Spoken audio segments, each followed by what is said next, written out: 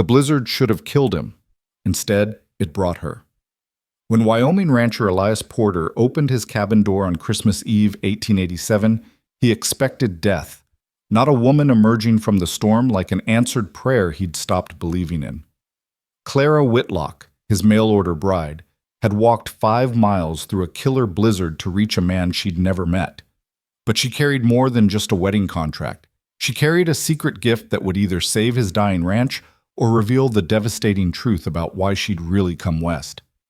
Stay with me until the end of this story and comment below what city you're watching from so I can see how far this tale has traveled. The wind howled like something alive and hungry, clawing at the wooden walls of the cabin with fingers made of ice and fury. Elias Porter sat hunched before the dying fire, watching the last of his hope flicker in the orange glow of embers that couldn't seem to hold their heat. Outside, the Wyoming darkness pressed against the frost-covered windows, and somewhere in that endless white hell, his cattle were freezing to death. He knew it, could feel it in his bones the way a man feels his own mortality creeping closer with each passing winter. 37 head left, he muttered to the empty room, his voice rough from disuse. Maybe less by morning. The cabin answered with silence, the kind that settles into a place when hope has packed its bags and quietly slipped out the door.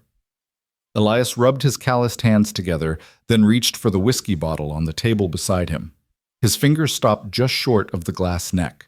He'd been reaching for that bottle too often lately, trying to drown the voice in his head that whispered the same message every night. You failed. This place is dying, and it's taking you with it.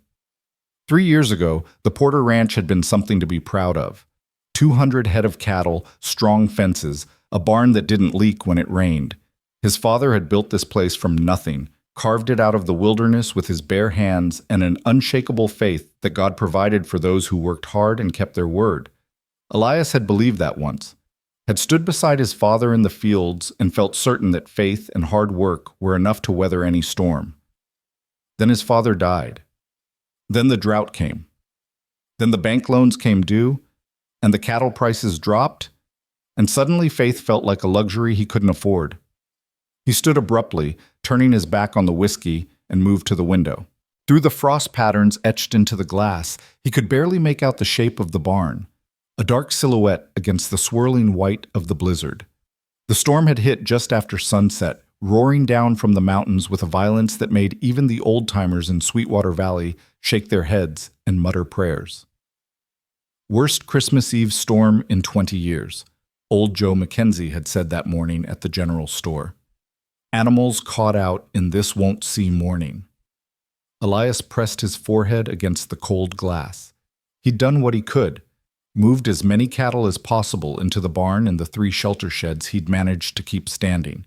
But there weren't enough structures left on his property to house them all. The west shed had collapsed in October. The north fence line had come down in November. He'd been patching and praying, holding things together with wire and willpower, but it wasn't enough. It was never enough. Should have sold when I had the chance, he said to his reflection in the window. Could have walked away with something. Now there's nothing left to sell but failure. The fire popped behind him, and for a moment he saw his father's face in the window's reflection instead of his own. That stern, weathered face that had never shown doubt, never wavered in its certainty that the Porter Ranch would stand long after they were both gone. Sorry, Pa, Elias whispered. I tried. God knows I tried. But trying didn't pay debts. Trying didn't keep cattle alive through a winter that had come early and mean, with storms that seemed to line up like soldiers waiting their turn to attack. Trying didn't fill the empty spaces in a cabin that had once held laughter and the smell of his mother's cooking, back before the fever took her, and left his father a hollow man who worked himself into an early grave. Elias turned away from the window and looked around the cabin that had become more tomb than home. Dust-covered surfaces that used to gleam. Cobwebs draped the corners like funeral shrouds. The kitchen table where his family had once gathered for meals now held a scatter of unopened mail, unpaid bills, and a single plate he'd used and reused without bothering to wash properly. When had he stopped caring? When had survival become so exhausting that living had ceased to matter? He moved back to his chair and finally picked up the whiskey bottle. As he pulled the cork free, His eye caught on an envelope half buried under a pile of bank notices. The return address read, Harrington's Matrimonial Services, St. Louis, Missouri. The marriage broker.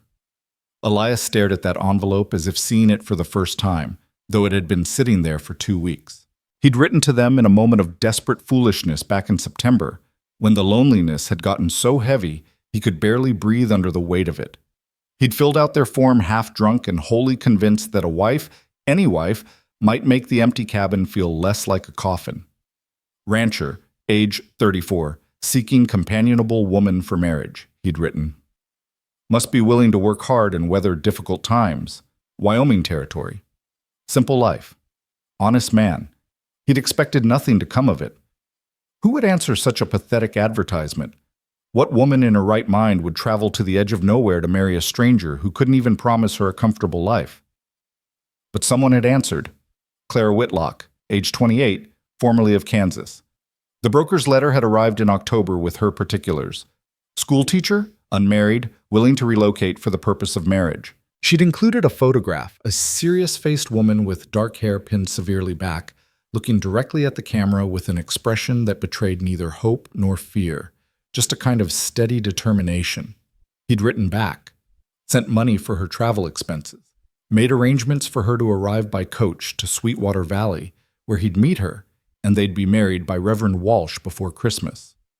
But that had been before the storms hit, before his last hope of saving the ranch had frozen to death in the fields, before he'd realized that bringing a woman out here now would be nothing short of cruelty. 3 days ago, he'd sent a telegram to the coach station in Laramie. Do not allow Clara Whitlock to continue to Sweetwater. Send her back to Kansas. We'll reimburse all expenses. It was the only decent thing to do. Let her escape this sinking ship while she still could. Elias raised the whiskey bottle to his lips, then paused as a sound cut through the howl of the wind, a sound that didn't belong in the symphony of the storm. Knocking. He froze, bottle halfway to his mouth, certain he'd imagined it. The wind could play tricks on a man, could make him hear voices in its screaming, see shapes in its swirling white chaos. Then it came again. 3 distinct knocks, solid and deliberate, against the cabin's front door. The whiskey bottle slipped from his fingers and hit the floor, rolling across the worn boards.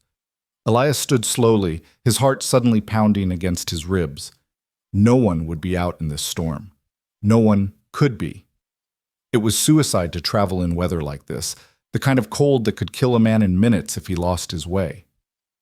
Another knock. Weaker this time, but unmistakable. He crossed the cabin in 4 long strides and threw back the bolt, hauling the door open against the wind that tried to slam it shut again.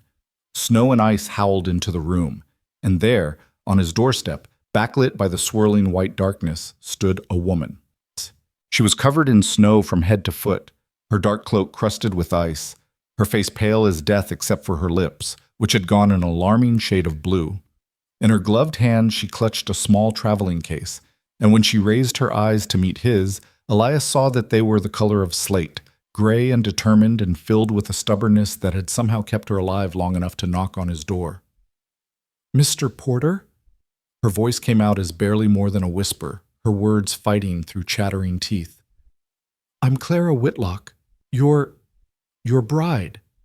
For a moment Elias could only stare, his mind refusing to process what his eyes were clearly showing him. This couldn't be happening. She couldn't be here. He'd sent the telegram. She should be safe in Kansas, not half frozen on his doorstep like some impossible ghost conjured by his guilt and loneliness. "What?" he started, but she swayed suddenly, her knees buckling. Instinct took over.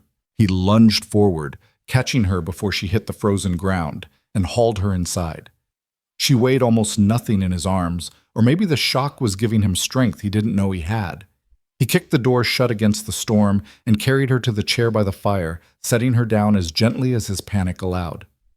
"Jesus Christ, woman," he breathed, kneeling before her and starting to work at the frozen buttons of her cloak. "What the hell were you thinking?" "The coach," she managed through chattering teeth. "Broken axle. 3 miles out. Driver said we had to wait for rescue, but I heard him tell the other passengers it could be days before anyone came. And I thought, I knew you were close, I remembered the map, so I walked. You walked. Elias got her cloak off and started on her gloves, which had frozen stiff. You walked 3 miles through a blizzard. 5, actually. I got turned around once. A ghost of a smile flickered across her blue lips. Almost ended up in Montana. He would have laughed if he weren't so terrified. Her fingers, when he finally freed them from the gloves, were white and waxy, the early stages of frostbite. He began rubbing them gently, trying to restore circulation without causing more damage. Why? The word came out harsher than he intended. Why would you risk your life like that? I sent a telegram. They should have turned you back in Laramie. Never got any telegram. Clara's teeth were still chattering, but some color was starting to return to her cheeks. I left Laramie yesterday morning. We were supposed to arrive by nightfall, but the storm, it came so fast. Elias closed his eyes. The telegram must have arrived after she'd already left. Of course, because nothing in his life was allowed to work out right.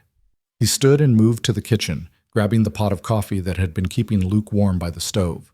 It was hours old and probably tasted like tar, but it was hot, and that was all that mattered. He poured a cup and brought it back to her, wrapping her still trembling hands around the warm ceramic. "Drink," he ordered, slowly. She obeyed, sipping carefully, her eyes closing as the warmth began to seep into her. Up close, out of the storm, she looked different from her photograph. Younger, maybe, though there were lines around her eyes that spoke of hardship. Her dark hair had come loose from its pins and hung in damp tangles around her shoulders. She had a small scar above her right eyebrow and a spattering of freckles across her nose that the photograph hadn't captured. She looked, he realized with a jolt, real. Not like the fantasy bride he'd half created in his desperate mind, but like an actual woman, flesh and blood and complicated in ways he hadn't prepared himself for. "Miss Whitlock," he began. "Clara," she interrupted softly. "If we're to be married, you should call me Clara." "Clara." He sat back on his heels, running a hand through his hair. "Listen, about the marriage. Things have changed since I wrote those letters." She lowered the coffee cup and looked at him steadily. Despite the chattering that still shook her frame, despite the obvious exhaustion in her features, her gaze was clear and sharp. "You mean the ranch is failing?" she said. It wasn't a question. Elias felt heat rise to his face. "How did you— your letters?" She gestured weakly toward her traveling case, which he'd dropped by the door. "They were sparse, careful, the kind of letters a man writes when he's trying not to lie but can't quite bring himself to tell the whole truth. And now I see this cabin, and I understand why." He looked around at the disrepair he'd stopped noticing, seeing it suddenly through her eyes, the dust, the neglect, the creeping decay of a place where a man had stopped living and just started waiting to die. "It's worse than it looks," he said quietly. "I've got maybe 30 head of cattle left, half of them sick or starving. The bank owns more of this land than I do. The barn's got holes in the roof. The fences are down. I can't pay you the life I promised in those letters because I don't have a life to offer anymore." Clara was quiet for a long moment, still cradling the coffee cup. Then she said, "Did you know that my father was a gambler?" The non sequitur threw him. "What?" "A gambler," she repeated. "Oh, he had many fine qualities. He was charming, educated, could quote Shakespeare and play the piano beautifully. But he was also a gambler, and gamblers always lose in the end. He lost our house when I was 16, lost my mother's jewelry, lost everything except the clothes on our backs and the shame we wore like second skins." She took another sip of coffee before continuing. "I became a teacher because it was one of the few respectable jobs available to a disgraced gambler's daughter. I was good at it, loved the children, but then my father got into debt with the wrong man, a wealthy rancher named Silas Burnham, who decided that the debt could be forgiven if I agreed to marry him." Her hands tightened around the cup. "I refused. Silas was persistent, threatening, said he'd have my father arrested, that he'd ruin what little reputation I had left. So I ran. Used every penny I'd saved to answer your advertisement and buy a ticket west, because I decided that marrying an honest stranger in Wyoming was a better gamble than staying within reach of a dishonest man in Kansas."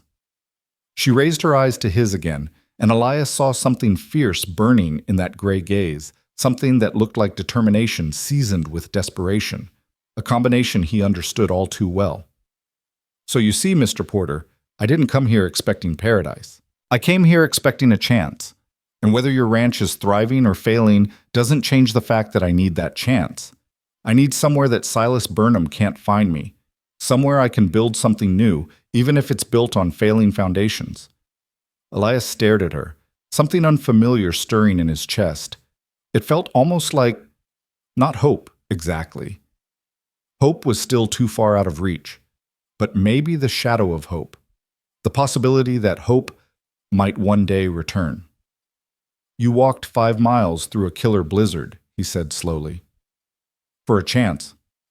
I did. That's either the bravest or the most foolish thing I've ever heard. A real smile crossed her face this time, brief but genuine. I've been told I have a gift for occupying the space between bravery and foolishness. Despite everything, the storm, the dying ranch, the impossible situation, Elias felt his own mouth twitch toward a smile. When was the last time he'd smiled? He couldn't remember. He stood and moved to the stove, ladling out a bowl of the thin stew he'd made that morning. It wasn't much, more broth than meat, with a few tired vegetables thrown in, but it was hot, and she needed it. Here, he said, bringing it to her. You need to eat. Get your strength back. Clara accepted the bowl with a murmured thanks and began eating with the focused intensity of someone who hadn't had a proper meal in days. Elias settled into the chair across from her, watching the firelight play across her features and trying to reconcile the reality of her presence with the lonely fantasy he'd created.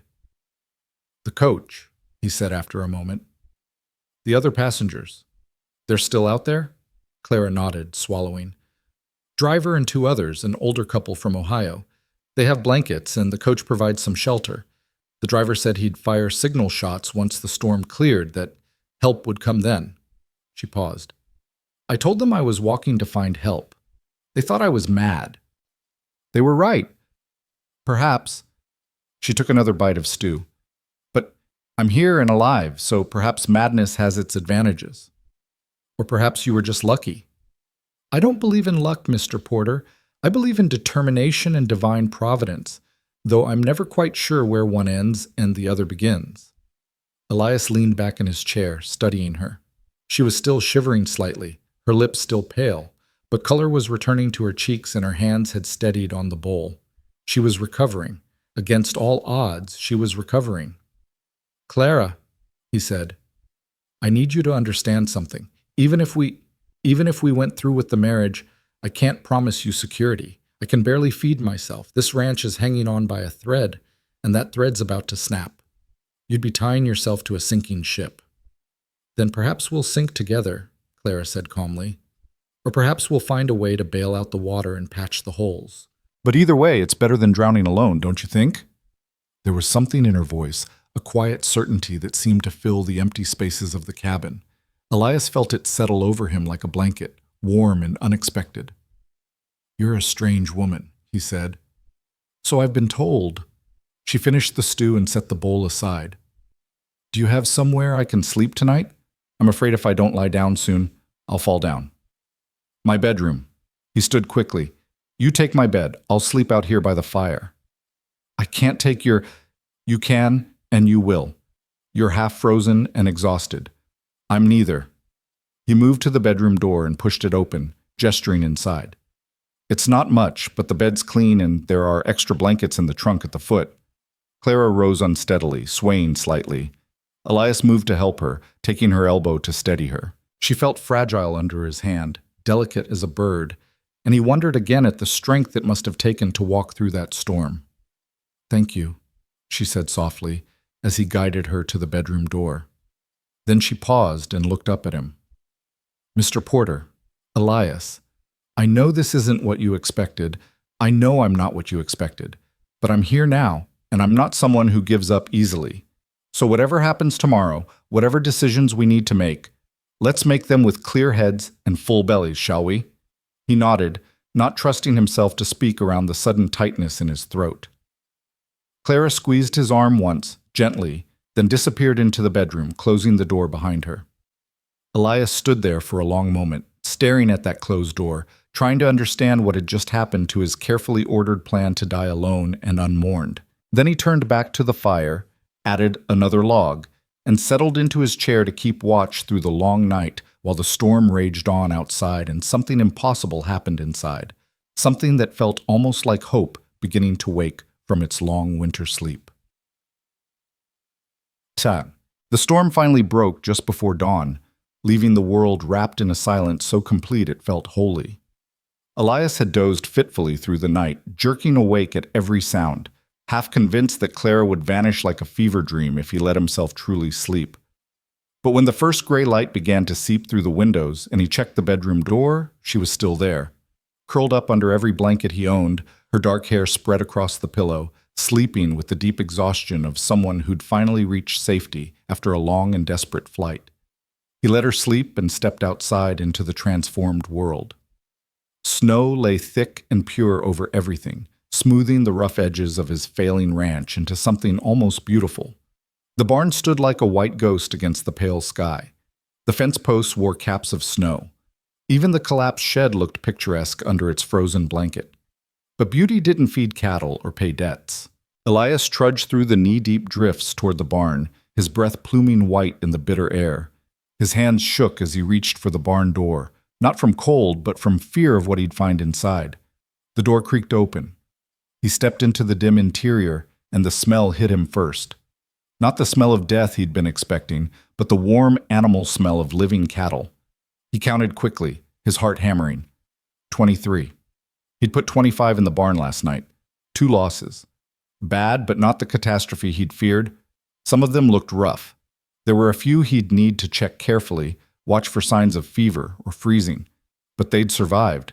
Against the odds, they'd survived. He moved among them, checking their conditions, and was so absorbed in the work that he didn't hear the barn door open again. Didn't know he wasn't alone until a voice, her voice, spoke from behind him. "How many did you lose?" Elias spun around. Clara stood in the barn doorway, wrapped in her still damp cloak, her breath frosting in the cold air. Her face was pale, but determined, and she was looking at the cattle with the assessing gaze of someone who understood what she was seeing. 2, he said. "Maybe more in the outer sheds. I haven't checked yet." She nodded and stepped fully into the barn, moving among the cattle with surprising confidence. She stopped by a red heifer that Elias had been worried about. The animal was shivering despite the shelter, its eyes dull. "This one's sick," Clara said, laying a hand on the heifer's flank. "Fever, I think. Respiratory infection, maybe." "How did you—" "My grandfather raised cattle in Kansas before he died." Clara moved to the next stall, examining another animal. "I spent summers on his farm, learned to spot the signs." She turned to face him. "Do you have any willow bark, dried herbs? Anything medicinal?" "There's some things in the house. My mother used to keep remedies." "Show me." And just like that, without any discussion or decision, Clara had rolled up her sleeves and gone to work. She spent the next hour going through the meager collection of dried herbs and roots Elias's mother had left behind, her hands moving with practiced certainty as she selected what she needed. Then she was back in the barn, mixing treatments, dosing the sick cattle, her voice low and soothing as she worked. Elias watched her, something shifting in his chest. This woman who'd nearly frozen to death 12 hours ago was now hip-deep in his failing ranch, fighting for his cattle as if they were her own. "Why are you doing this?" he asked finally. Clara looked up from the paste she was mixing, willow bark, and something else he didn't recognize. "Because they need help," she said simply, "and because I can help them." "You don't owe me anything. We're not even married." "No," she agreed, "we're not. But we're also not strangers anymore, are we? You opened your door to me last night, gave me shelter, fed me, offered me safety." She returned her attention to her work. "The least I can do is help you save what's left of your herd. It might not be enough. Saving a few sick cattle won't save the ranch." "Perhaps not." Clara moved to the sick heifer and began applying the paste to the animal's chest, working it into the hide with firm, gentle motions. "But we don't know that yet, do we? We don't know what tomorrow brings. All we can do is try today and see where it leads." Elias opened his mouth to argue, to tell her that hope was a luxury he couldn't afford, that trying was just a way to prolong the inevitable pain. But before he could speak, Clara started singing. It was a hymn, one he recognized from childhood, from Sunday services when his mother would stand beside him in church, and their voices would blend together. Amazing grace, how sweet the sound. Her voice was clear and true, filling the barn with warmth that had nothing to do with temperature and everything to do with the kind of faith Elias had forgotten was possible. As she sang, her hands never stopped moving, never stopped working to save the animal beneath them. And Elias found himself remembering something his father had said once, years ago, when Elias was young and impatient and certain he had all the answers. Son, the Lord doesn't always send help the way we expect it. Sometimes he sends a stranger. Sometimes he sends a storm. And sometimes, if we're blessed, he sends both together, so we can learn to see his hand in the impossible things. Standing in that barn, watching this impossible woman sing hymns to his dying cattle while mixing remedies with hands that should still be too frozen to work, Elias felt something crack open inside him, some hard, protective shell he'd built around his heart. Maybe she was right. Maybe they didn't know what tomorrow would bring. Maybe all they could do was try today and see where it led. It wasn't hope. Not yet. But it was something close enough to hope that Elias could almost remember what hope had felt like, back before the world had taught him to stop believing in answered prayers. Clara, he said softly. She paused in her singing and looked up at him, her gray eyes steady and calm. Thank you, he said, for coming, for staying, for this. She smiled then, a real smile that reached her eyes and made her look suddenly, startlingly beautiful, despite the barn dirt on her cheek and the cow paste on her hands. You're welcome, Elias Porter, she said. Now come here and help me with this stubborn heifer. She needs both of us if she's going to pull through. And so he did. Side by side in the cold barn, while the Christmas morning sun rose over the snow-covered Wyoming wilderness, they worked together to save what could be saved. Two lost souls who'd found each other in a storm, learning to believe again in the possibility of grace. By the time they finished with the cattle, the sun had climbed higher, casting long blue shadows across the snow. Clara's hands were chapped and red despite the gloves Elias had found for her, and exhaustion had carved deeper lines around her eyes. But the sick heifer was standing steadier now, and two other animals that had looked near death were eating hay with renewed interest. You need rest, Elias said as they walked back toward the cabin, their boots crunching through the frozen crust. You barely slept, and you've been working all morning. I'll rest when the work is done. Clara stumbled slightly, and Elias caught her elbow to steady her. She didn't pull away, just leaned into his support for a moment before straightening. Though I could use some breakfast. That stew last night was wonderful, but it's wearing off. Stew wasn't wonderful. It was barely adequate. Compared to nothing, adequate is wonderful. She smiled up at him, and he noticed for the first time that her eyes had tiny flecks of blue in the gray, like chips of sky trapped in storm clouds. You'd be surprised how low your standards drop when you're desperate enough. They reached the cabin, and Elias pushed open the door, letting her enter first. Inside, the fire had burned down to coals, and the cold had crept back in like an unwelcome guest. While Clara sank into a chair, Elias rebuilt the fire and put coffee on to boil. Then he pulled out the last of his eggs, 4 precious specimens he'd been hoarding, and the heel of bread that was only slightly stale.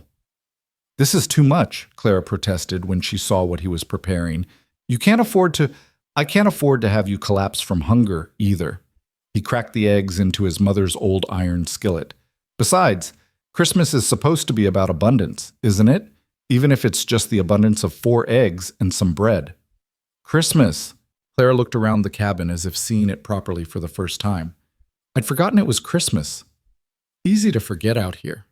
Doesn't feel much like the holiday. He glanced at her. Did you have plans? Family expecting you? Her expression closed slightly, like a door being gently shut. No family left. My father died 3 months ago, pneumonia. That's when Silas became more aggressive about collecting the debt. Without my father around to even pretend to protect me. She trailed off, then seemed to shake herself. But that's behind me now, or at least I hope it is. Elias divided the eggs onto 2 tin plates and brought them to the table along with the bread. Clara ate with the same focused intensity she'd shown the night before, and he found himself wondering when she'd last had a proper meal. The journey from Kansas to Wyoming was long and expensive. Had she been rationing her money, skipping meals to save pennies? "Tell me about the ranch," Clara said between bites. "Your letters mentioned it was your father's. How long has it been in your family?" 15 years. My father came west after the war, Civil War, looking for a fresh start. He'd seen too much death back east, wanted to build something living instead. He found this valley, filed his claim, and spent the next 10 years breaking his back to make it work. Elias stared down at his eggs, not really seeing them. It worked too. For a while.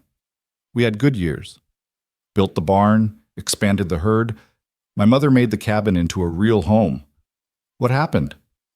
Life happened. Death happened. He pushed eggs around his plate. My mother died of fever when I was 22. My father followed her 4 years later. Heart just gave out one day while he was mending fence. And He paused, trying to find words for the slow collapse that had followed. I thought I could hold it together. Thought if I just worked hard enough, I could keep everything going the way they'd built it. But the drought came. Then the hard winters. Then the cattle prices dropped. Turns out hard work isn't always enough. Clara reached across the table and laid her hand over his. Her palm was warm despite the cold cabin, and the gesture was so unexpected that Elias froze. "I'm sorry," she said simply, "for your losses, and I'm sorry that you've been carrying this alone." He looked at their hands, his rough and scarred from years of labor, hers smaller but equally marked by work. "You don't even know me," he said quietly. "Why do you care?" "Because I know what it feels like to watch something precious slip away while you fight with everything you have to hold on." She squeezed his hand once before withdrawing.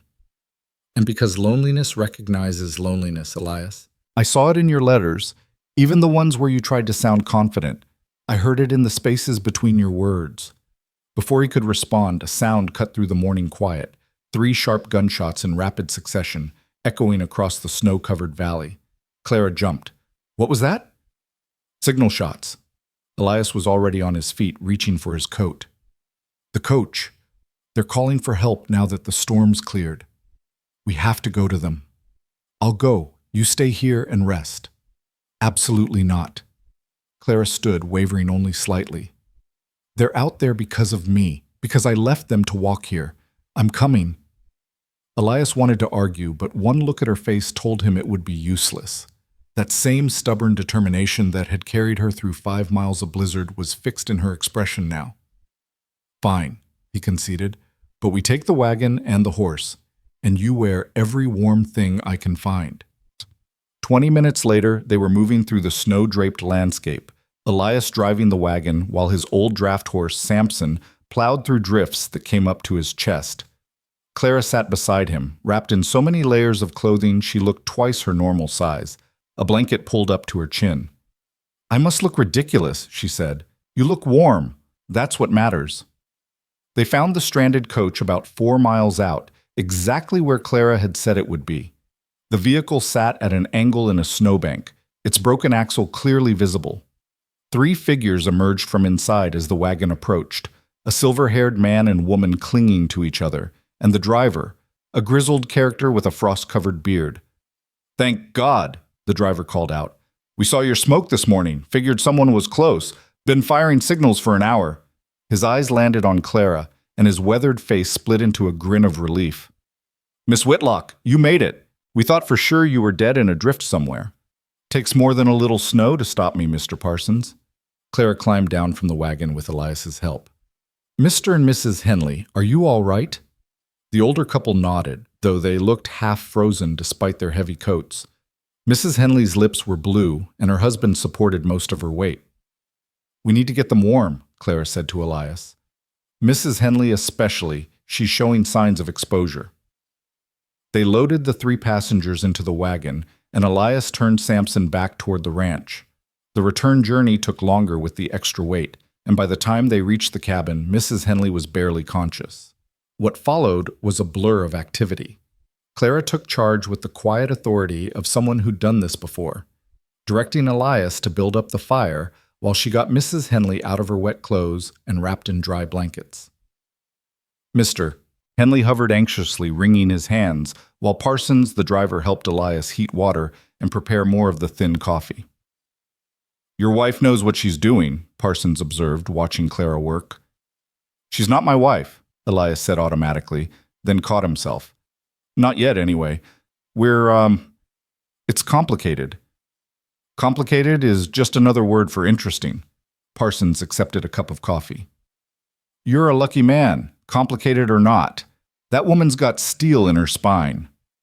An hour later, Mrs. Henley had color back in her cheeks and was sipping hot broth while her husband fussed over her.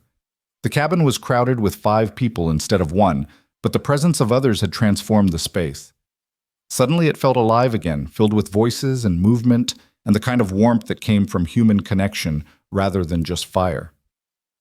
We can't thank you enough, Mr. Henley said to Elias and Clara both. When that axle broke and the storm hit, I thought we'd be spending Christmas frozen to death in that coach. You're safe now, Clara assured him. That's what matters.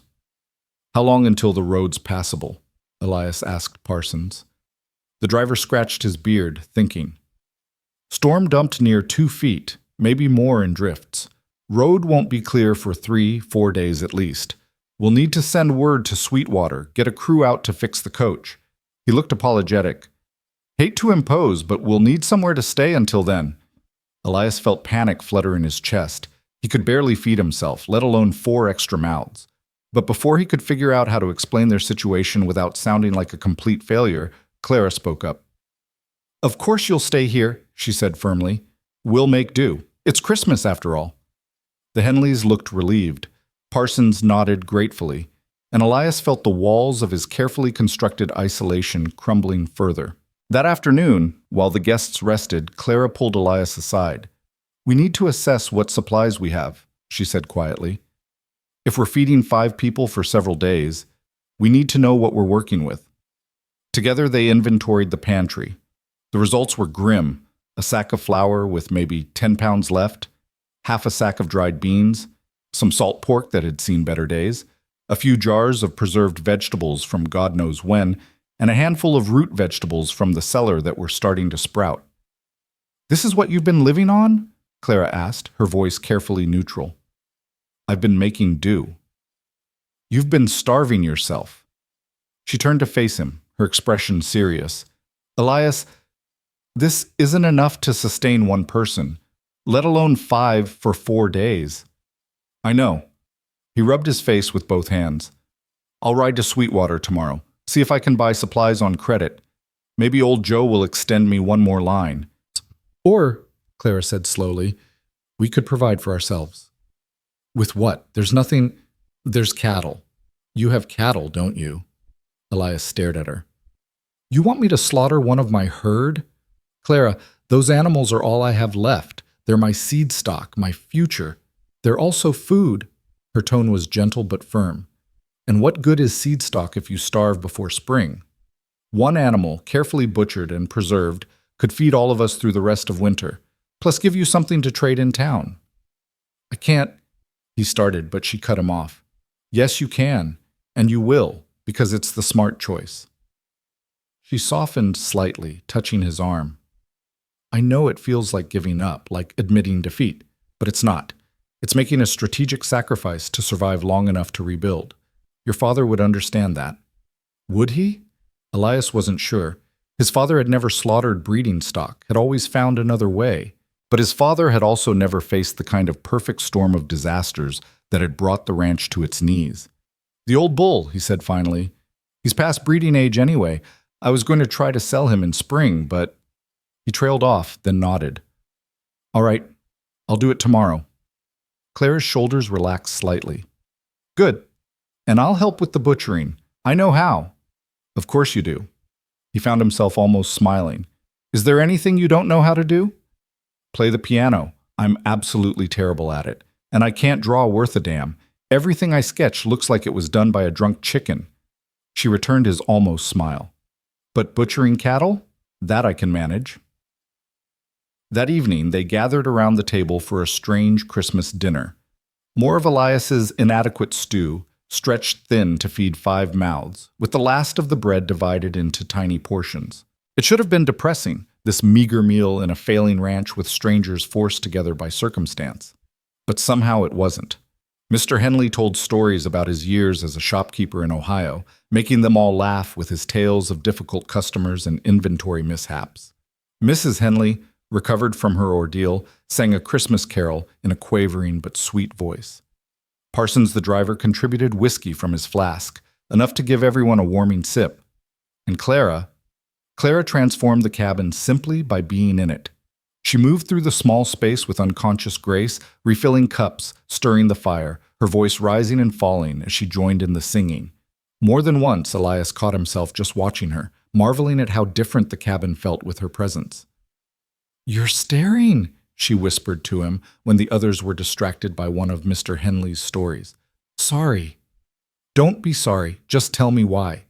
He struggled for words. "You make this place feel like a home again," he said finally. "I'd forgotten what that was like." Her eyes softened. "You make it easy to want to try." Late that night, after their guests had settled down to sleep, the Henleys in Elias's bedroom, Parsons rolled in blankets by the fire, and Clara insisting she was fine curled up in the spare chair, Elias stood at the window looking out at the moonlit snow. "Can't sleep?" Clara's voice came softly from behind him. He turned. She'd wrapped herself in one of his mother's old quilts, and her hair hung loose around her shoulders. In the dim firelight, she looked almost ethereal. "Too much thinking," he admitted. "About tomorrow? The bull?" "About everything. About how a week ago I was ready to give up, and now I'm butchering cattle to feed strangers and planning like there might actually be a future." Clara moved to stand beside him at the window. "Having hope again is frightening, isn't it? When you've learned not to hope, letting it back in feels like inviting heartbreak." "You understand?" "I do." She was quiet for a moment. "When I was on that coach and the axle broke, do you know what my first thought was? It was relief. Relief that I had an excuse to fail, to not make it here, to not have to face whatever disappointment was waiting, because at least if I died in that storm, I wouldn't have to watch another dream fall apart." "But you didn't die." "No. I got angry instead." She smiled slightly. "Angry at Silas Burnham for driving me to this. Angry at my father for dying and leaving me vulnerable. Angry at God for making life so damn hard. And somewhere in all that anger, I remembered that I'm too stubborn to let any of them win, so I started walking." "Toward what? You didn't know what you'd find here." "No," she agreed, "but I knew what I'd left behind. And sometimes moving toward unknown possibility is better than staying with known misery." She turned to look at him. "You wrote in one of your letters that you were an honest man looking for companionship to weather difficult times. That was enough for me to take a chance on. Was I wrong?" "No," Elias said quietly. "You weren't wrong. I am honest. I'm also broken, Clara. This ranch is broken. I don't know if either of us can be fixed. Then maybe we'll stay broken together. Maybe broken doesn't need to be fixed. Maybe it just needs to find a way to keep functioning anyway." She reached out and took his hand, her fingers intertwining with his. "I'm not afraid of broken things, Elias. I'm one of them." He looked down at their joined hands, two broken people holding on to each other in the darkness of Christmas night, neither sure where they were going but willing to try the journey together. "We should get married," he said suddenly. Clara's eyes widened. "What?" "We should get married, properly. Not because the letters arranged it, but because I think we might actually be able to help each other. Because you're here, and I'm here, and we're both trying to survive something. Because," he stopped, struggling for the right words, "because I don't want you to leave when the coach is fixed. And if you're my wife, you'd have legal protection. Silas Burnham couldn't touch you." "Elias, I know it's not romantic. I know I can't promise you anything but hard work and uncertainty. But I can promise you honesty and partnership. I can promise you'll never face things alone again." He squeezed her hand. "That has to count for something." Clara was quiet for so long he thought she might refuse. Then she said, "Can I tell you something? When I saw your photograph, the one you sent with your first letter, I thought you had sad eyes that had seen too much loss. And I thought, Here's someone who understands what it means to keep going even when you're not sure why. That's what made me answer. Not your ranch or your promises, just the recognition of someone who knew what surviving felt like. Is that a yes? It's a let's see what tomorrow brings. She smiled. Let's butcher that bull. Let's feed our unexpected guests. Let's get through the next 4 days, and if at the end of it you still think marrying a woman you barely know is a good idea, then we'll talk to Reverend Walsh. She paused. But Elias, I think we should do this right, court each other properly, even if the courtship is compressed into a few days. Because if we're going to tie our lives together, I want it to be because we chose it with clear heads, not because we were both desperate. He felt something warm bloom in his chest. Respect, maybe, or admiration for her practical wisdom. That's fair. That's more than fair. Good. She released his hand and pulled the quilt tighter around herself. Now, let's both get some sleep. Tomorrow's going to be a hard day and we'll need our strength. She started toward her chair, then paused and turned back. Before Elias could react, she stood on her toes and pressed a quick, soft kiss to his cheek. "Merry Christmas, Elias Porter," she whispered. "Thank you for opening your door to me." Then she was gone, curled back in her chair, leaving Elias standing by the window with his hand pressed to his cheek where her lips had been, feeling like maybe, just maybe, Grace wasn't as far out of reach as he'd thought. The next morning dawned clear and brutally cold. Elias woke early, before the others, and stood over the old bull in the far pasture. The animal was 15 years old, gray around the muzzle, his breeding days long behind him. He'd been a good bull once, strong and fertile, the foundation of Elias's herd. Slaughtering him felt like killing a piece of the ranch's history. "I'm sorry, old friend," Elias murmured, "but we need what you can give us more than we need you standing in this field." Clara found him there an hour later, after the work was done and the carcass was hanging in the barn to cool. He was sitting on a bale of hay, staring at nothing, his hands stained with blood he hadn't bothered to wash off yet. She didn't say anything, just sat beside him and leaned her shoulder against his. They stayed like that for a long time, two people sharing a moment of grief for what had to be sacrificed so that something else might survive. "My grandfather used to say," Clara finally spoke, "that ranching teaches you the hardest lesson there is. That loving something sometimes means letting it die so something else can live. It doesn't make it hurt less, but it makes it meaningful." "Your grandfather sounds like he was wise." "He was. Mean as a snake when he was angry, but wise." "Oh." She straightened, brushing hay from her skirt. "Come on, let's get that meat butchered and preserved. And then we're going to cook a proper Christmas dinner for our guests, even if it's a day late. That bull deserves to be appreciated, not just mourned." Over the next 3 days, as they waited for the road to clear and the coach to be repaired, something shifted in the cabin. What had started as awkward crowding became something close to community. Clara taught Mrs. Henley how to make her willow bark remedy for aches and pains. Mr. Henley helped Elias repair the leak in the barn roof they'd been ignoring. Parsons, it turned out, was skilled with leatherwork and spent an afternoon fixing the harnesses that Elias had jury-rigged with wire. And through it all, Clara moved like the heart of the operation, cooking, cleaning, organizing, her voice constantly lifting in song or conversation, bringing warmth to every corner she touched. Elias watched her transform his dying ranch into something that felt alive again, and he began to understand what she'd meant about broken things finding a way to keep functioning. She wasn't fixing anything, not really. She was just teaching it all. The ranch, the cabin, Elias himself, how to work while broken, how to keep going despite the cracks. On the 4th day, Parsons announced that the coach had been repaired and the road was passable. The Henleys prepared to leave with genuine sadness. "You've been so kind," Mrs. Henley said to Clara, embracing her. "If you ever find yourself in Ohio, you'll have a place to stay." "And young man," Mr. Henley said to Elias, shaking his hand, "don't let this one get away. A woman who can sing hymns while butchering cattle is rarer than gold." After they'd gone, the cabin felt suddenly empty, and Elias realized with a start that he'd gotten used to having people around. The loneliness rushed back in like water filling a hole, and he understood with crystal clarity that he couldn't go back to how things had been before. "Clara," he said. She turned from where she was cleaning up the breakfast dishes. "Yes?" I meant what I said. About marriage. About partnership. He crossed to her, taking her hands in his. They were still chapped and red from days of hard work, but they were warm and alive. I know it's only been a handful of days. I know we're still practically strangers, but I also know that I don't want to face another winter alone. And I hope, that maybe you feel the same. Clara studied his face for a long moment. Then she said, "Ask me properly." "What?" "Ask me properly.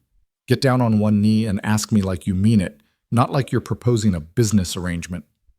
Elias felt his face heat, but he did as she asked. He knelt on the worn floorboards of his mother's kitchen, still holding her hands, and looked up into those storm-gray eyes. "Clara Whitlock," he said, his voice rough with emotion he hadn't expected. "Will you marry me? Not because it's practical or convenient, not because we're both desperate or broken, but because I think we might be able to build something good together. Because you make this place feel like a home. Because I want to know what tomorrow looks like if you're standing beside me when it comes." Tears welled in Clara's eyes, catching the morning light. "Yes," she whispered. "Yes, Elias Porter, I'll marry you, because you opened your door to a stranger in a storm. Because you're honest about your failures. Because I'd rather build something new with you than run from something old alone." He stood and pulled her into his arms, and for the first time in longer than he could remember, Elias felt something that might actually be hope taking root in the frozen ground of his heart. They were married 3 days later in the small church at Sweetwater Valley, with Reverend Walsh presiding and half the town in attendance, not because Elias had invited them, but because word had spread like wildfire about the mail-order bride who'd walked through a blizzard and brought the dying Porter Ranch back to life. Clara wore a simple dress of dark blue wool that Mrs. Henderson from the general store had insisted on lending her, and she'd pinned her hair up with wildflowers that somehow still bloomed in the church's sheltered garden despite the winter cold. Elias stood beside her in his father's old Sunday suit, feeling like an imposter in the too-tight collar. But when Clara turned to him and smiled, everything else fell away. "I do," she said when the moment came, her voice clear and certain. "I do," Elias echoed, and meant it with every fiber of his being. When Reverend Walsh pronounced them man and wife, the small congregation erupted in applause. Old Joe Mackenzie clapped Elias on the back hard enough to make him stumble. Mrs. Henderson dabbed at her eyes with a handkerchief. Even stern-faced Thomas Garrett, who owned the neighboring ranch and had been predicting the Porter place would fail for 2 years, nodded with something that might have been approval. But it was what happened after the ceremony that changed everything. They were standing outside the church, accepting congratulations, when a tall, weathered man with kind eyes approached them. He wore the rough clothes of a working rancher, but his bearing suggested someone who'd seen more of the world than Sweetwater Valley. "Mr. Porter? Mrs. Porter?" He tipped his hat to Clara. "Name's William Bradford. I run the Circle B spread about 10 miles east of here." "Mr. Bradford." Elias shook his hand, wary. He'd heard of the Circle B. It was one of the largest operations in the territory, successful enough to weather any storm. "What can I do for you?" "It's more what I can do for you, perhaps." Bradford glanced at Clara. "Word spread about your wife's skill with sick animals. I heard she saved half your herd when they should have died from that Christmas storm." "She did," Elias said, surprised by the pride in his own voice. "She's got a gift." "I've got 3 horses down with something I can't figure out," Bradford continued. "They're valuable breeding stock, and my regular veterinarian is stuck in Cheyenne until the mountain pass is clear. I'd pay good money if your wife would take a look at them." Clara's eyes widened. "Mr. Bradford, I'm not a veterinarian. I just know some remedies my grandfather taught me." "Sometimes old remedies work better than new science." Bradford pulled out a worn leather wallet. "I'll pay $20 if you'll come look, and if you can save even one of those horses, I'll pay 50 more. $20. Elias felt his heart skip. That was more than he'd made in the last 3 months combined. He looked at Clara, saw the uncertainty in her face, and started to tell Bradford they couldn't accept. "I'll do it," Clara said quietly. "But I can't promise anything, Mr. Bradford. If they're beyond helping, then they're beyond helping, and I'll know I tried everything." Bradford handed her a card with his address. "Come tomorrow if you can. Bring whatever supplies you need. I'll cover the costs." After Bradford left, Elias turned to Clara. You don't have to do this. If you're not confident— I'm not confident, she interrupted. I'm terrified. But Elias, that's $20 just for looking. $20 would buy feed for the rest of the winter. We can't afford to turn it down. She was right, and they both knew it. So the next morning, they loaded the wagon with Clara's collection of herbs and remedies and made the 2-hour journey to the Circle B ranch. The spread was impressive: a large ranch house, multiple barns, endless fenced pastures. It made Elias's struggling operation look like a child's play farm in comparison. He felt shame curl in his stomach as they pulled up to the main barn, where Bradford was waiting. Thank you for coming. Bradford led them inside to 3 stalls where the horses stood. Even Elias could see they were in bad shape. Heads hanging low, coats dull, breathing labored. Clara moved among them slowly, examining each one with that same careful attention she'd given to Elias's cattle. She checked their eyes, their gums, felt along their necks and flanks. Then she knelt beside a water trough and ran her fingers through the water, bringing them to her nose. When did you last clean these troughs? She asked. Bradford frowned. We clean them every week, just did it 3 days ago. With what? Lye soap, same as always. Clara stood, wiping her hands on her skirt. Your horses don't have an illness, Mr. Bradford. They have poisoning. Lye poisoning from contaminated water. Someone used too much soap in the cleaning or didn't rinse properly, and the residue built up. These animals have been drinking poison for weeks, maybe months, in small enough doses that it didn't kill them outright, but enough to make them sick. Bradford's face went white. Jesus, I'll kill whoever did this. It was probably an accident, Clara said quickly. Someone being overzealous about cleanliness. The question now is whether we can save them. She turned to Elias. I need milk. Fresh milk, as much as you can spare. And activated charcoal if you have it, or I can make it if you don't. And fresh water, clean water from a source nowhere near these troughs. Bradford snapped into action, shouting orders to his ranch hands. Within an hour, Clara had begun her treatment, forcing the horses to drink milk mixed with charcoal to absorb the toxins, flushing their systems with clean water, applying poultices to their stomachs to ease the inflammation. Elias watched her work with growing amazement. She moved with absolute certainty now, all her earlier fear burned away by the need to act. She talked to the horses constantly, her voice low and soothing, singing hymns between treatments. Where did you learn all this? Bradford asked, echoing Elias's thoughts. My grandfather, Clara said, not looking up from the horse she was tending. He raised cattle and horses in Kansas for 40 years. Said animals and people weren't so different. They both needed clean water, good food, and someone who paid attention when something went wrong. He taught me to pay attention. By evening, all 3 horses were showing improvement. Their breathing had eased and they'd begun to eat again. Bradford looked like he might weep with relief. You saved them, he said to Clara. You actually saved them. They're not out of danger yet, Clara cautioned. Someone will need to monitor them closely for the next week, continue the treatments. I'll hire you, Bradford interrupted. As a consultant, $20 a week to check on my stock, teach my men your remedies. More if you can help other ranchers in the area. I know at least 3 operations that have been losing animals to mysterious ailments. $20 a week. Elias felt dizzy. That was more money than the ranch had made in 6 months. That was enough to buy feed, pay down debt, maybe even hire help for spring branding. Mr. Bradford, Clara said carefully, I appreciate the offer, but I need to discuss this with my husband first. On the ride home, as the winter sunset painted the sky in shades of orange and purple, Elias tried to process what had just happened. His mail-order bride, his wife of 3 days, had just been offered steady employment doing something she was apparently extraordinary at. You should accept, he said finally. Clara turned to look at him. You're sure?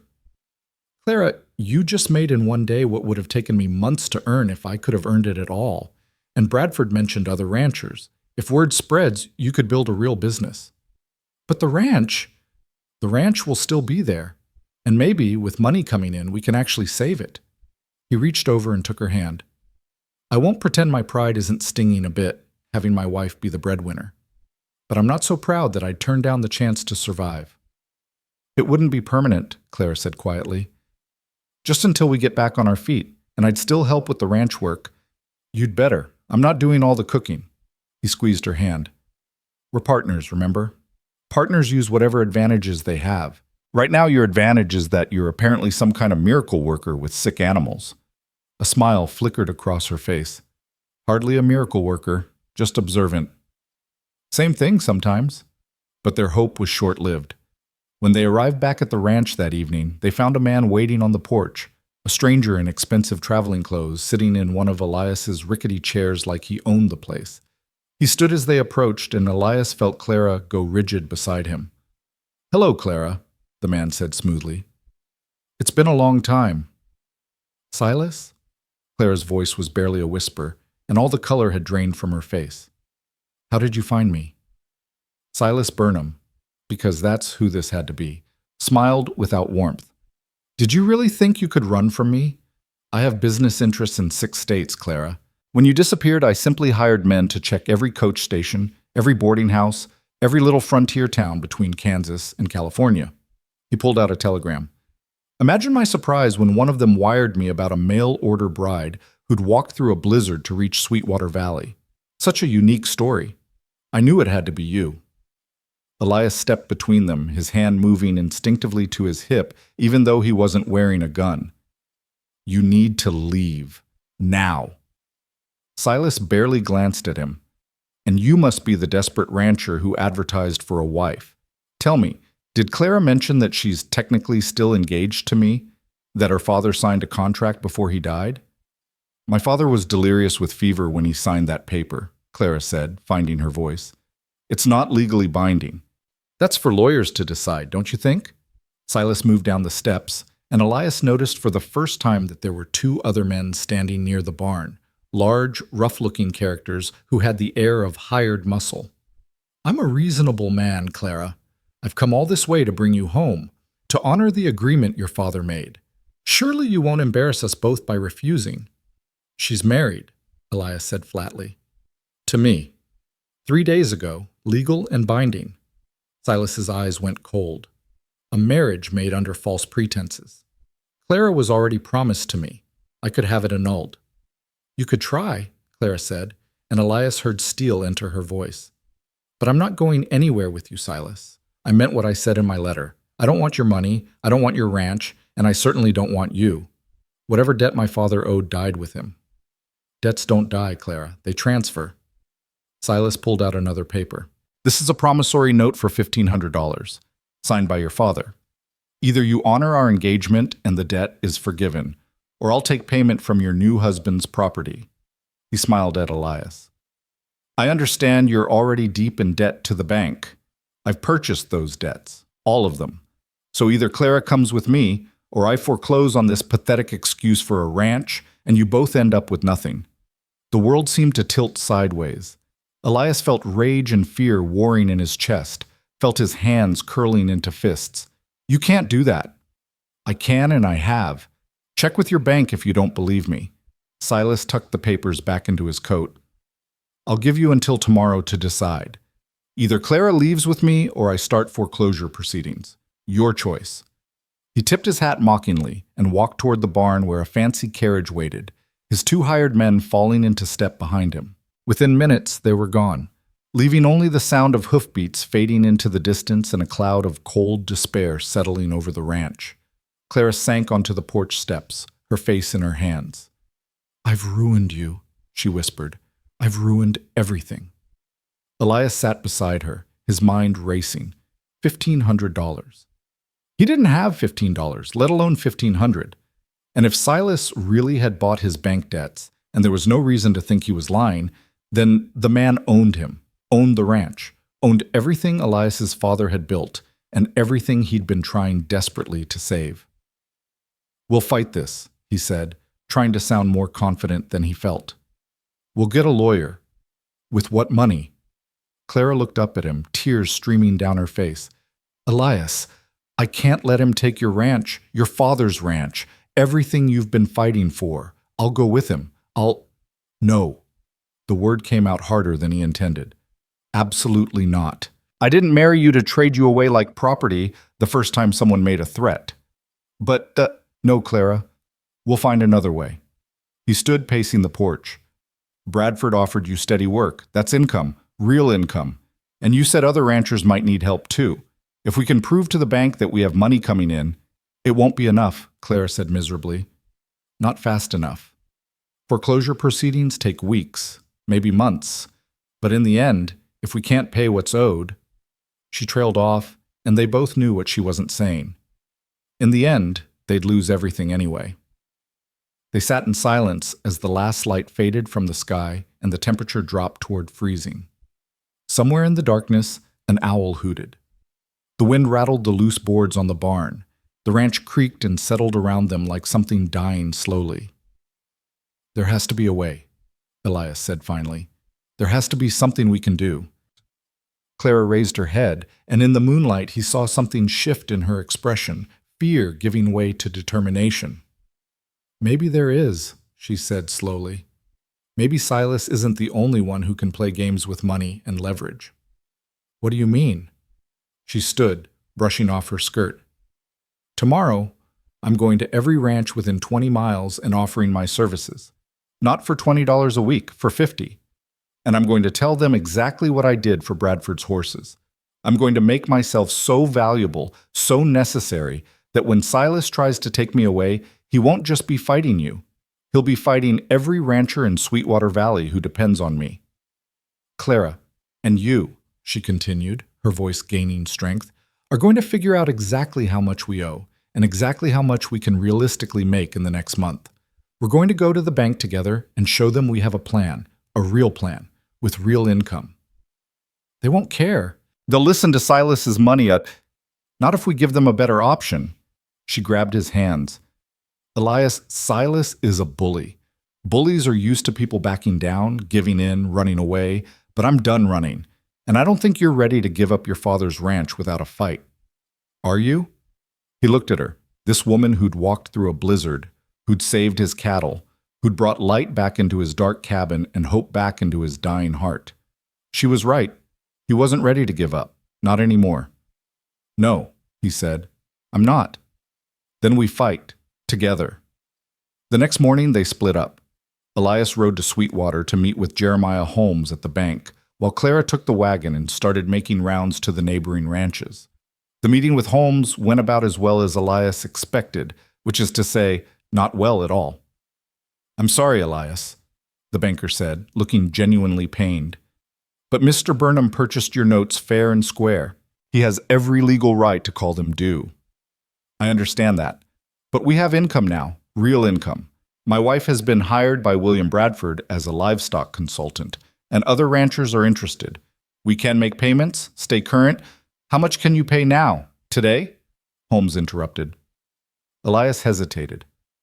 Nothing today, but by the end of the month. By the end of the month, Mr. Burnham will have started foreclosure proceedings. Holmes pulled out a ledger. You owe, in total, $1,843. Even if your wife makes $50 a week, which is generous, you'd need 9 months to pay it off, and that's not counting interest or your other expenses. 9 months. They didn't have 9 months. Elias felt the fight draining out of him. There is one option, Holmes said carefully. If you could make a significant payment, say half the total, I might be able to convince the bank to extend the terms on the rest. Show good faith. $900. Elias laughed bitterly. I don't have $900. I don't have $90. Then I'm sorry, son, but unless you can produce that kind of money. Holmes trailed off, and they both knew how that sentence ended. Elias rode back to the ranch in a fog of despair. They were finished. Clara's plan wouldn't work. There simply wasn't enough time to make enough money. They'd lose the ranch, and Silas Burnham would win. He'd take Clara back to Kansas, or Clara would refuse and they'd both be destitute, or… He stopped the horse abruptly. In the distance, he could see Clara's wagon approaching from the opposite direction, moving fast. When she got close enough, he saw her face was flushed with excitement. Elias, she called out.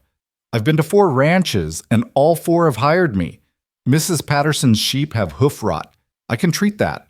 The Michaels brothers have cattle with pink eye. Old man Jensen's draft horses are lame. And Thomas Garrett? Thomas Garrett, who hates you. Even he wants me to look at his breeding stock. She pulled up beside him, breathless. That's 4 contracts at $30 each per month, guaranteed for at least 3 months. That's, she did the math quickly, $360. More if they extend the contracts or if I can get more clients. Elias felt his heart sink. $360 was a fortune compared to what they had now, but it was nowhere near $900. Clara, he said gently, that's wonderful, really, but it's not enough. Her face fell. What do you mean? He told her about the meeting with Holmes, about the $900 they needed to show good faith, about how even with her income they'd never make it in time. Clara's shoulders slumped. So we've lost. Not yet. But even as he said it, Elias knew he was lying. They had lost. They just hadn't admitted it yet. They rode back to the ranch in silence. When they arrived, Silas Burnham was waiting again, this time sitting in the same spot on the porch, looking for all the world like a patient predator who knew his prey couldn't escape. Have you made your decision? He asked pleasantly. We need more time, Elias said. Time for what? To dig yourselves deeper into debt? Silas stood. I'm a generous man, so I'll give you one more day. But Clara, understand this. If you don't come with me voluntarily, I will take this ranch. I will strip it down to the foundation and sell every board, and your husband will spend the rest of his life digging out from under debt. Is that really what you want? Clara's hands clenched into fists. What I want is for you to leave us alone. That's not one of your options. Silas moved toward the steps. One more day, Clara, then I start foreclosure. After he left, Elias and Clara sat in the cabin, staring at nothing. The clock on the mantel ticked away seconds that felt like hammer's nails into a coffin. I should go with him, Clara said finally. No. Elias, I won't let him destroy everything your father built because of my father's debts. And I won't let him take you like you're some kind of prize to be won. Elias stood, frustration boiling over. There has to be something. Some way. He stopped. His eyes fell on the wooden box on the mantel. His mother's keepsake box, untouched since she died. What? Clara asked, seeing his expression. My mother's jewelry, Elias said slowly. She had jewelry, nothing fancy, but there were some pieces from her mother, from back east, gold and silver. She made me promise to save them for, he swallowed hard, for my wife. Clara stood. Elias, no, those are your mother's things. Things that can be sold. He pulled down the box and opened it. Inside were his mother's treasures, a gold locket, pearl earrings, a silver brooch, a wedding ring set. She'd understand. She'd want us to use them if it meant saving the ranch. It won't be enough, Clara whispered, but there was hope flickering in her eyes. Maybe not, but it's something. Elias closed the box and held it against his chest. And maybe if we combine it with your income, with a promise of steady payments, maybe the bank will see we're serious. They looked at each other across the dim cabin, and something passed between them. An understanding, a commitment, a shared desperation that had transformed into shared determination. One more day, Clara said. We have one more day to make this work. Then let's make it count. That evening, as darkness settled over Sweetwater Valley like a heavy blanket, Elias sat at the kitchen table with his mother's jewelry box open before him. Each piece caught the lamplight differently. The gold locket spinning tiny reflections across the ceiling, the pearls glowing with a soft inner light, the silver brooch gleaming like captured moonlight. Clara stood behind him, her hand resting gently on his shoulder. Tell me about her, she said softly. My mother? Elias picked up the locket, running his thumb over the worn engraving. She was the kind of woman who could make a home out of nothing. We came west with almost nothing, just what we could carry in a wagon, and she turned this cabin into something warm, something real. He opened the locket, revealing a faded photograph of his parents on their wedding day. She wore this every day of her life, said it reminded her why she'd chosen to come to this hard place. Because of love. Because of love, he agreed. She used to say that love was the only thing worth building on, because everything else, money, comfort, security, could be taken away. But love, if you built it right, would hold even when everything else crumbled. Clara's hand tightened on his shoulder. She sounds wise. She was. He closed the locket carefully and set it back in the box. I think she'd be happy knowing these pieces were being used to save the ranch, to save us. Are you sure? Once we sell them. They're just things, Clara. Beautiful things, precious things, but still just things. He looked up at her. You're real. This ranch is real. What we're trying to build together, that's real. My mother would choose the real over the sentimental every time. Before Clara could respond, they heard the sound of horses approaching, multiple horses, moving fast. Elias was on his feet in an instant, his hand reaching for the rifle he kept by the door. Easy, Clara said, peering through the window. I think, yes, it's William Bradford, and he's not alone. Elias opened the door as Bradford dismounted, followed by 3 other men Elias recognized, Thomas Garrett, the Michaels brothers, and Old Man Jensen, all the ranchers Clara had visited that day. Mr. Porter, Mrs. Porter, Bradford said, slightly out of breath. We need to talk. Can we come in? They crowded into the small cabin, these hard men with weathered faces and clothes that smelled of horses and leather. Elias felt a flutter of panic. Had they come to tell Clara her services weren't needed after all? Had Silas gotten to them? We heard, Bradford said without preamble, about Silas Burnham, about what he's trying to do. Elias felt his stomach drop. How did you— Small valley, son. Word travels. Thomas Garrett, who'd never had a kind word for Elias in all the years they'd been neighbors, stepped forward. Burnham's been flashing his money around town, telling anyone who'll listen that he's going to take this ranch and the woman who jilted him. She didn't jilt him, Elias said hotly. She ran from him. There's a difference. We know that, one of the Michaels brothers said. Mrs. Henderson at the general store told us the whole story, about Clara's father, about the debts, about how she came west to escape. The point is, Bradford interrupted, we don't much like the idea of some Kansas bully coming into our valley and pushing decent people around. And we especially don't like the idea of losing the only person in 3 territories who can cure hoof rot. Clara made a small sound that might have been a laugh or a sob. Gentlemen, let me finish, Mrs. Porter. Bradford pulled out a leather pouch and set it on the table with a heavy thunk. That's $500, payment in advance for 6 months of your services to the Circle B Ranch. Consider it an investment in keeping you here where you're needed. Before either Elias or Clara could respond, Thomas Garrett stepped forward and placed another, smaller pouch beside Bradford's. $200. 4 months advance payment. My breeding stock is worth more than my pride, and I'll be damned if I let some fancy Kansas rancher steal away the only person who can keep them healthy. Old Man Jensen added his contribution, $150. The Michaels brothers pooled their money and came up with another $100. Within 5 minutes, nearly $1,000 sat on the table, more money than Elias had seen in his entire life. I don't understand, Clara whispered. Why would you do this? Because you walked through a blizzard, Bradford said simply. Because you saved my horses when my regular veterinarian couldn't. Because you're offering hope to operations that were starting to think hope was in short supply. He looked at Elias. And because your husband here is John Porter's son, and John Porter was the kind of man who'd give you the shirt off his back if you needed it. Time we returned the favor to his boy. Elias couldn't speak. His throat had closed up entirely, and he felt tears burning behind his eyes. These men, some friends, some barely acquaintances, one who'd openly wished for his failure, had just handed him salvation. There's one condition, Thomas Garrett said, his gruff voice cutting through the emotion. When you go to the bank tomorrow, you make sure that bastard Burnham knows this money comes from all of us. You make sure he understands that if he wants to push you out, he's pushing against the whole valley, and we push back harder. I will, Elias managed. I swear, I will. After the ranchers left, Elias and Clara stood staring at the money spread across their table. It felt unreal, like something that might vanish if they blinked. We can do this, Clara said, her voice trembling. We have enough now. More than enough.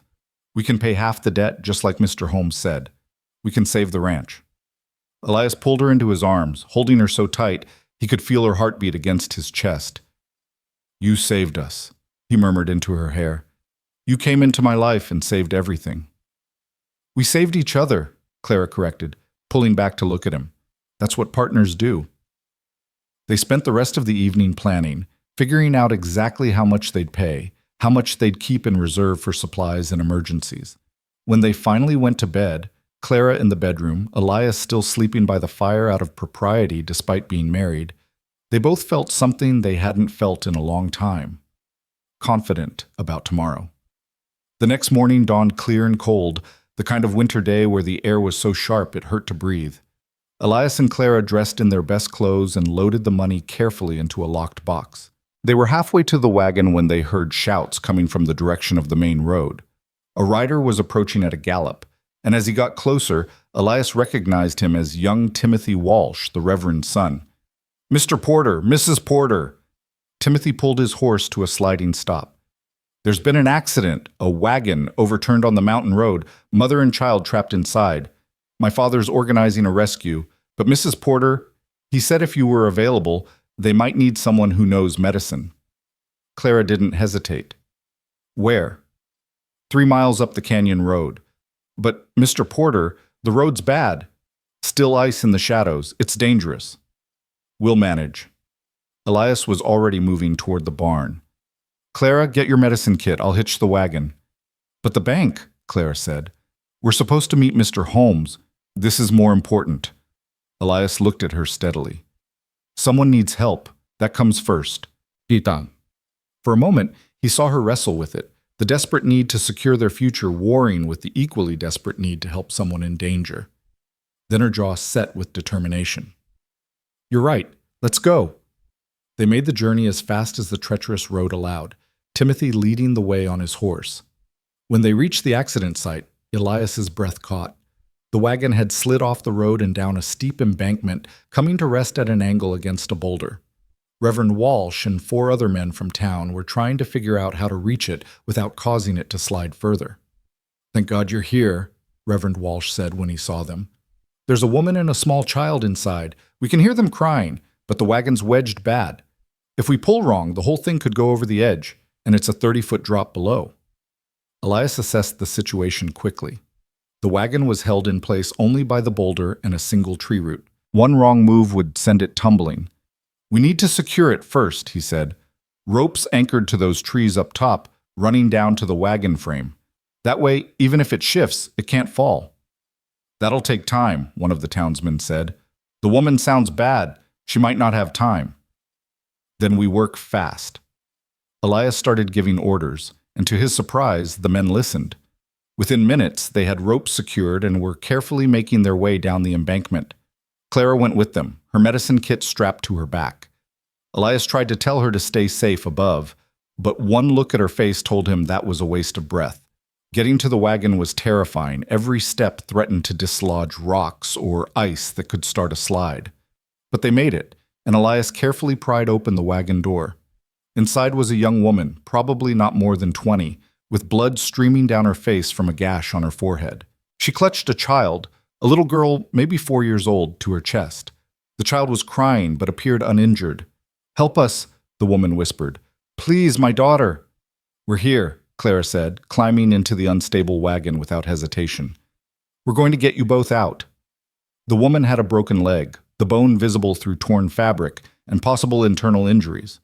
Moving her would be agonizing and dangerous, but leaving her in the wagon while they figured out a safer way to extract her wasn't an option either. The whole structure was groaning ominously, and Elias could see the tree roots starting to tear. "We need to move now," he said to Clara. "This whole thing's about to go."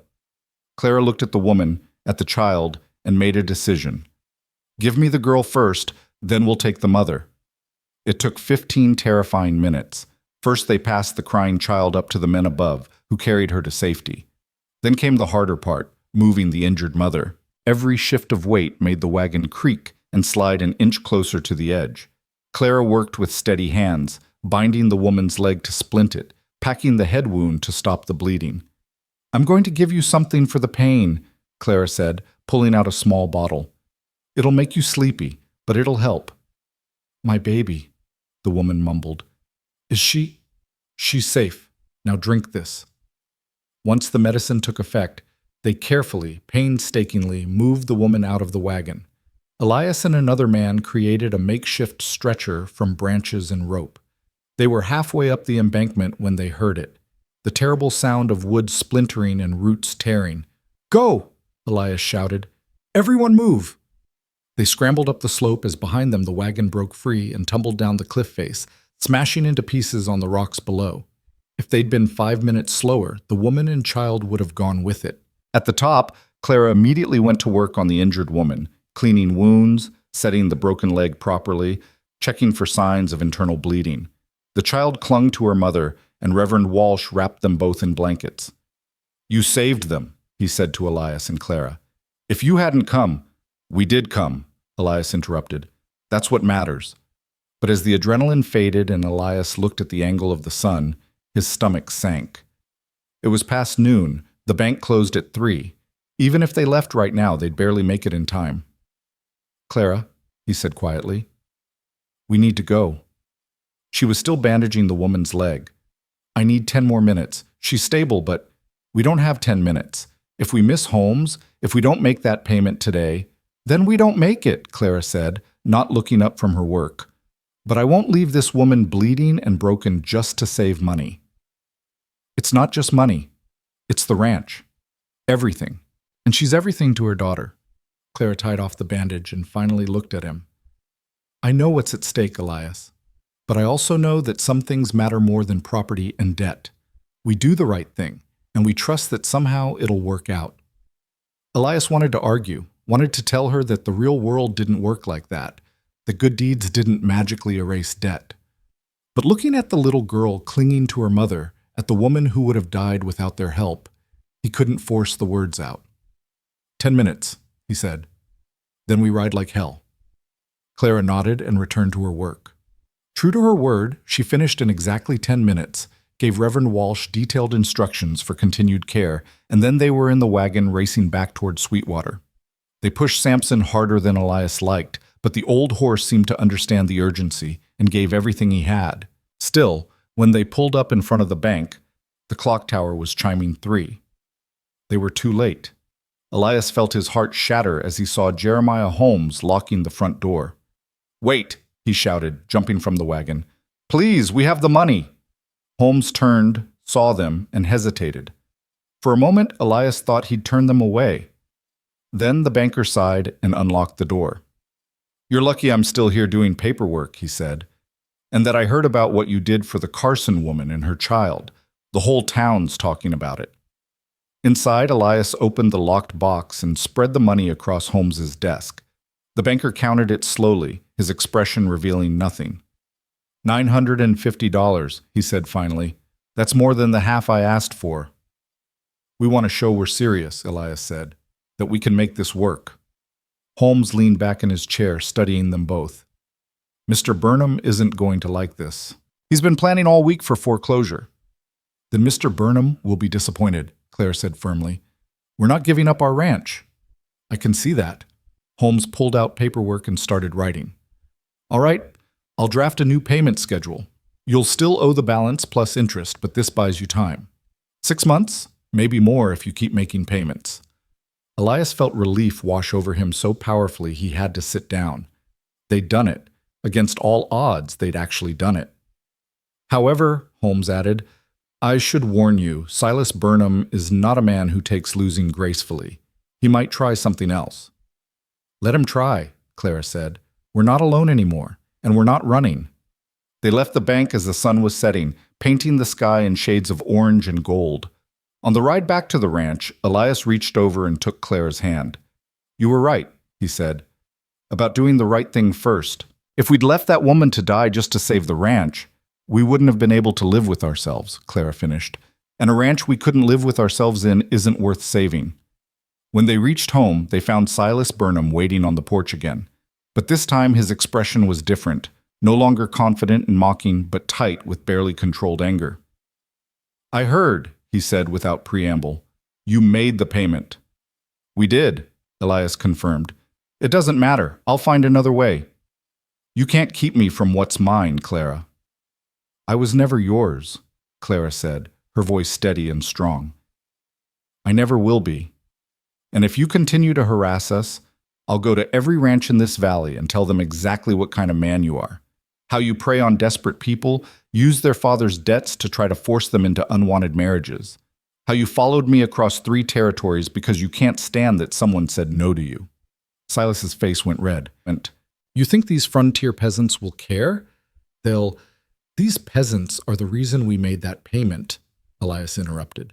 They advanced us money because they believe in Clara's work. They trust her. And they sure as hell don't trust a man like you who shows up throwing his weight around. You'll regret this, Silas hissed. Both of you. I have resources you can't imagine. I can make your lives— Get off my property, Elias said quietly. Now, before I throw you off. For a moment, Silas looked like he might argue. Then he seemed to remember the 2 ranch hands Elias could see weren't with him this time, seemed to calculate his chances alone against a man who had nothing left to lose, and thought better of it. This isn't over, he said, but he was already backing toward his horse. Yes, Clara said. It is. Go home, Silas. Find someone who actually wants you, because I never did, and I never will. They watched him ride away, his horse's hoofbeats fading into the evening. When they could no longer see him, Elias let out a breath he hadn't realized he'd been holding. Do you think he'll really leave us alone? Clara asked. I don't know, but I know we'll face whatever comes together. That night, they celebrated quietly, just the 2 of them. A simple dinner of salt pork and beans, coffee that was actually fresh for once. It wasn't fancy, but it felt like a feast after the fear of the past days. I keep thinking about that woman, Clara said. Mrs. Carson, the Reverend called her. Her husband died in the mines last month. She was trying to reach her sister's place before winter got too bad. Will she be all right? If she rests and follows my instructions, the leg will heal, though she'll probably limp. But she's alive, and her daughter still has a mother. That counts for something. It counts for everything. Elias reached across the table and took both her hands. Clara, I want you to know what you did today, choosing to help her even when it meant risking the ranch. That's the kind of person my father would have been proud to call family. The kind my mother would have loved. Tears welled in Clara's eyes. That might be the kindest thing anyone's ever said to me. It's true. He stood and pulled her to her feet, into his arms. I know we married fast, out of desperation and necessity, but I want you to know I'm grateful every day that you knocked on my door. You've given me back something I thought I'd lost forever. What's that? Hope, he said simply. The ability to believe tomorrow might be better than today. Clara rose on her toes and kissed him, gentle and sweet. Then let's make sure tomorrow is better, and the day after that. Let's build something worth hoping for. They stood there in their small cabin, 2 people who'd been strangers 3 weeks ago, now bound together by shared struggle and growing affection. Outside, the Wyoming winter continued its assault, but inside, something warm and precious was taking root, something that felt an awful lot like the beginning of love. The next weeks passed in a blur of hard work. Clara made her rounds to the various ranches, treating sick animals and teaching remedies. Word of her skills spread, and soon she was getting calls from as far as 40 miles away. Elias worked on the ranch, repairing fences, caring for the cattle that were slowly regaining their health, making plans for spring. And every evening they came together in the cabin and shared their days over dinner. Slowly, carefully, they were learning each other, Clara's habit of singing while she worked, Elias's tendency to brood quietly when worried, the way they both startled at unexpected sounds, legacy of their respective traumas. 1 month after they'd made the first payment to the bank, Reverend Walsh arrived at the ranch with news. Mrs. Carson wants to see you, he told Clara. She and her daughter, they've been staying with us while she recovers, and she asked if you'd visit. Clara and Elias rode to town together. They found Mrs. Carson sitting in the Reverend's parlor, her leg in a splint but her color good. Her daughter, little Emma, played with a rag doll nearby. Mrs. Porter, Mrs. Carson said, struggling to stand. Please, don't get up. Clara moved to sit beside her. How are you feeling? Better every day, thanks to you. Mrs. Carson took Clara's hand. The Reverend told me what you did, how you climbed into that wagon even though it could have fallen at any moment, how you delayed going to the bank to make sure I was stable, how that delay almost cost you your ranch. We made it in time, Clara said gently. That's what matters. But you didn't know you would. You chose to help me anyway. Mrs. Carson's eyes filled with tears. I wanted to thank you. And to tell you that when I'm healed, if you ever need help with the house, the cooking, anything, I'll work for you for free, to pay back what you did. That's not necessary. It is to me. Mrs. Carson squeezed her hand. You gave my daughter her mother back. I can never truly repay that, but I can try. On the ride home, Elias glanced at Clara. You're thinking something. Mrs. Carson needs work, Clara said slowly.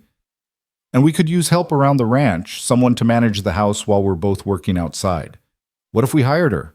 Offered her and Emma a place to stay in exchange for helping with cooking and basic household work. We can barely afford to feed ourselves, but we can afford it better than we could a month ago. And Clara's income is steady now. She turned to face him. Elias, that woman has nowhere to go. Her husband's dead, she has a child to support, and she can't do hard physical labor with that leg. We could help her, and she could help us. He thought about it, about how much easier things would be with someone to manage the house, to have dinner ready when they came in, exhausted from work, about how the cabin that had been so lonely for so long was slowly filling with life. All right, he said, let's talk to her, see if she's willing. 2 days later, Mrs. Carson and Emma moved into the small room off the kitchen that had once been Elias's mother's sewing room. The cabin suddenly felt full, almost crowded, but it was the good kind of full, the kind that came with Emma's laughter and Mrs. Carson's quiet singing as she cooked, with the smell of fresh bread and the sight of Clara teaching the little girl to identify medicinal herbs. The ranch was becoming something Elias hadn't expected, not just a working operation, but a community. A place where people helped each other, where broken things found purpose, where hope was tended like a precious crop. And in the middle of it all was Clara, his wife, his partner, the woman who'd walked through a blizzard and brought spring with her. Spring came to Sweetwater Valley like a promise kept. The snow melted from the high peaks, filling the streams with rushing water that sang day and night. The meadows turned green almost overnight, and the cattle that had survived the brutal winter grew sleek and healthy on the new grass.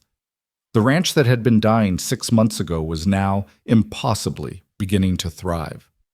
Clara stood in the doorway of the barn one April morning, watching Elias work with the new calves. They'd had a good calving season, 18 healthy births, only 2 losses. The herd was growing again, slowly rebuilding what had been lost. Mrs. Porter, Mrs. Carson called from the cabin, there's someone here to see you. Clara wiped her hands on her apron and headed back, wondering which rancher had come calling this time. Her reputation had spread so far that she now had more work than she could handle, even with Elias helping when his ranch duties allowed. But it wasn't a rancher waiting in the yard. It was a woman Clara didn't recognize, well-dressed, perhaps 40, with kind eyes and an air of quiet authority. Beside her stood a young man who looked to be in his early 20s, holding a leather satchel. Mrs. Whitlock Porter? The woman asked. Just Mrs. Porter now, Clara said, extending her hand. How can I help you? My name is Dr. Margaret Brennan, the woman said, shaking Clara's hand firmly. I'm a veterinary surgeon from Denver, and this is my apprentice, David Walsh. We've been hearing remarkable stories about your work with livestock diseases, and we've come to see if even half of what we've heard is true. Clara felt heat rise to her face. I'm not a surgeon, Dr. Brennan. I just know some old remedies. Old remedies that have saved animals when modern medicine failed, Dr. Brennan interrupted gently. William Bradford wrote to me personally about his horses. He described your diagnosis of lye poisoning and your treatment in detail. It was textbook perfect, Mrs. Porter, except you've apparently never read a textbook. My grandfather taught me. Then your grandfather must have been an extraordinary teacher. Dr. Brennan gestured to her apprentice, who opened the satchel and pulled out a thick book. I've written a medical text on livestock diseases for the frontier territories. I'm here because I'd like to include your remedies, properly documented and credited to you, of course. And I'd like to offer you an opportunity. What kind of opportunity? To train properly as a veterinary practitioner. I run a small school in Denver, 6 students at a time, intensive training. It's a new field for women, but the frontier needs skilled practitioners, and I believe you have an innate gift that proper training could enhance. Clara stared at her, speechless. The idea of formal training, of being a real doctor for animals, it was beyond anything she'd imagined. "I can't leave," she said finally. "My husband needs me here." "The ranch would be 3 months," Dr. Brennan said. The summer term. "And I wouldn't expect you to pay tuition. In fact, I'd pay you a small stipend in exchange for documenting your traditional remedies for my research." 3 months, Claire repeated, her mind spinning. Elias appeared behind her, having heard the last part of the conversation. "What's this about 3 months?" Dr. Brennan explained her offer again while Elias listened with an expression Clara couldn't quite read. When the doctor finished, he was quiet for a long moment. "That's a remarkable opportunity," he said finally. "Elias, I can't leave you for 3 months," Clara protested. "Not with the ranch just starting to recover. You need—" "What I need," Elias interrupted gently, "is for my wife to have every chance to become everything she's capable of being. Clara, you've been offered training that could change your life, change our lives. How can I possibly stand in the way of that? But the money I bring in from the ranches, we'll manage. We have enough put aside now. The herd's healthy, and Mrs. Carson can help with the work." He took her hands. "You saved this ranch, Clara. You saved me. The least I can do is support you in becoming even better at what you already do brilliantly." Tears welled in Clara's eyes. "Are you sure?" "I'm sure." He squeezed her hands. "Go to Denver, learn everything you can, and then come back and build the best veterinary practice this territory has ever seen." Dr. Brennan smiled. "Then it's settled. The term starts in 2 weeks. I'll send details to the Sweetwater General Store." She paused. "Mrs. Porter, I should mention there will be resistance. Many people don't believe women belong in medicine, even veterinary medicine. You'll face challenges." "I walked 5 miles through a blizzard to get here," Clara said, her voice steady.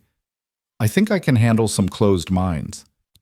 After Dr. Brennan left, Clara and Elias stood together in the yard, both trying to process what had just happened. 3 months is a long time," Clara said quietly. "It is. But we survived longer apart before we met." Elias pulled her close. "And when you come back, we'll have the rest of our lives together. You're really not angry or resentful?" "How could I be? Clara, watching you work, seeing how you bring life and health wherever you go, that's been one of the greatest joys of our marriage. Why would I want to limit that?" He kissed her forehead. "Go be extraordinary. I'll be here when you get back." The 2 weeks before Clara left passed in a whirlwind of preparation. She made arrangements with her regular clients, taught Elias and Mrs. Carson her most important remedies, and packed her small trunk with the few belongings she'd need. The night before she was to leave, they lay together in the bedroom that had finally become theirs, properly theirs, as husband and wife in truth as well as in law. The transition had been gradual, tentative, 2 wounded people learning to trust and love again. But what they'd built was real and strong and worth every moment of uncertainty. "I'm scared," Clara admitted in the darkness. "Not of the training, but of leaving you, of being apart." "I'm scared too," Elias confessed. "But I'm also proud. So damn proud I can barely stand it. Promise me something. Anything. Promise me you'll keep hoping. Keep believing things can get better. Don't slide back into that dark place where I found you." He pulled her closer. "I promise. And you promise me you'll come back. That Denver won't steal you away from this little Wyoming ranch. I promise. This is home now. You're home." They fell asleep wrapped in each other's arms, storing up warmth against the separation to come. Clara left on the morning stage, and Elias stood watching until the coach disappeared over the horizon. Then he turned back to the ranch and threw himself into work, trying to fill the sudden emptiness with activity. The first week was the hardest. He kept turning to tell Clara something, only to remember she wasn't there. The cabin felt too quiet without her singing. The work felt heavier without her help. But letters came. Clara wrote nearly every day, long, detailed letters about her classes, her fellow students, the fascinating things she was learning. And Elias wrote back, telling her about the ranch, about little Emma's growth, about the new foal that had been born with legs so long it looked like it was walking on stilts. Gradually, the separation became manageable. Not easy, but bearable. And then, 6 weeks into Clara's absence, everything nearly fell apart. Elias was in town picking up supplies when he saw the poster in the general store window. It was a legal notice, and his name was prominently featured, Notice of Lien, Porter Ranch, Outstanding Debt Collection. His stomach dropped. He burst into the store where Mrs. Henderson looked up with sympathetic eyes. "I'm so sorry, Elias," she said. "That went up this morning, that Kansas man, Burnham, he's claiming you still owe money on Clara's father's debt. Says the payment you made only covered part of what's owed." "That's impossible. We paid what Holmes said we owed." "I know, dear, but Burnham's brought in lawyers. They're saying there was interest that wasn't calculated, fees that weren't disclosed. I don't understand all the legal talk, but it doesn't sound good." Elias rode straight to the bank. Jeremiah Holmes met him with genuine distress on his face. "I'm sorry, Elias. Burnham found a loophole. The original promissory note Clara's father signed included a clause about compounding interest that wasn't properly disclosed when I drew up your payment plan. Technically, you still owe nearly $600. $600? I don't have $600. "I know, and Burnham knows it too. He's filed for immediate foreclosure. You have 30 days to pay the full amount or the ranch goes to auction." Holmes looked miserable. "I tried to fight it, but he's got Denver lawyers, good ones. Unless you can come up with the money." Elias rode home in a daze. After everything, after Clara's work, after the community support, after months of progress, they were going to lose it all anyway, and Clara wasn't even here to face it with him. That night, he sat at the kitchen table and wrote her the hardest letter of his life. He tried to keep it factual, tried not to let his devastation bleed through every word, but he knew she'd read between the lines. Mrs. Carson found him there at dawn, his head on his arms, the letter still unsealed beside him. "Mr. Porter," she said softly, "are you all right?" He told her everything. When he finished, she was quiet for a moment. Then she said, "Does Clara know?" "I wrote to her. But by the time the letter reaches Denver and she can respond, it'll be too late." "Then you need to go to her." "What?" "Go to Denver. Tell her in person. Figure out together what to do." Mrs. Carson's voice was firm. "Mr. Porter, I've seen you two together. You're stronger together than apart. Don't face this alone just because she's away." "I can't leave the ranch. I can manage for a few days. Emma and I will take care of the animals. You go to your wife." 2 days later, Elias stood outside the Denver Veterinary College, feeling completely out of place in his worn ranch clothes among the city buildings and well-dressed people. He'd sent a telegram ahead, and Clara was waiting for him on the steps. She took one look at his face and knew. "It's bad, isn't it?" "It's bad." They found a quiet park nearby, and Elias explained everything. Clara listened without interrupting, her face growing paler with each detail. $600, she said when he finished. "And we have 30 days. 27 now. Clara, I don't see how—" "I do." She stood abruptly. "Come with me." She led him back to the college, through the halls to Dr. Brennan's office. The doctor looked up in surprise when they entered. "Mrs. Porter, Mr. Porter, what's wrong?" Clara explained the situation quickly, efficiently. When she finished, Dr. Brennan sat back in her chair, thinking. "You need $600 in less than a month," she said finally. "That's a considerable sum." "I know, Dr. Brennan, I wouldn't ask, but I'm out of options. If there's any way you could advance me payment for documenting my remedies—" "I can't," Dr. Brennan said, and Clara's face fell. "But I might know someone who can help. Give me 2 days." Those 2 days felt like 2 years. Clara attended her classes mechanically, her mind constantly on the ranch and the ticking clock. Elias stayed in a cheap boarding house, feeling useless and lost in the unfamiliar city.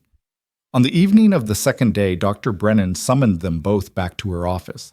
With her was an older gentleman with kind eyes and expensive clothes. "This is Richard Harrington," Dr. Brennan said.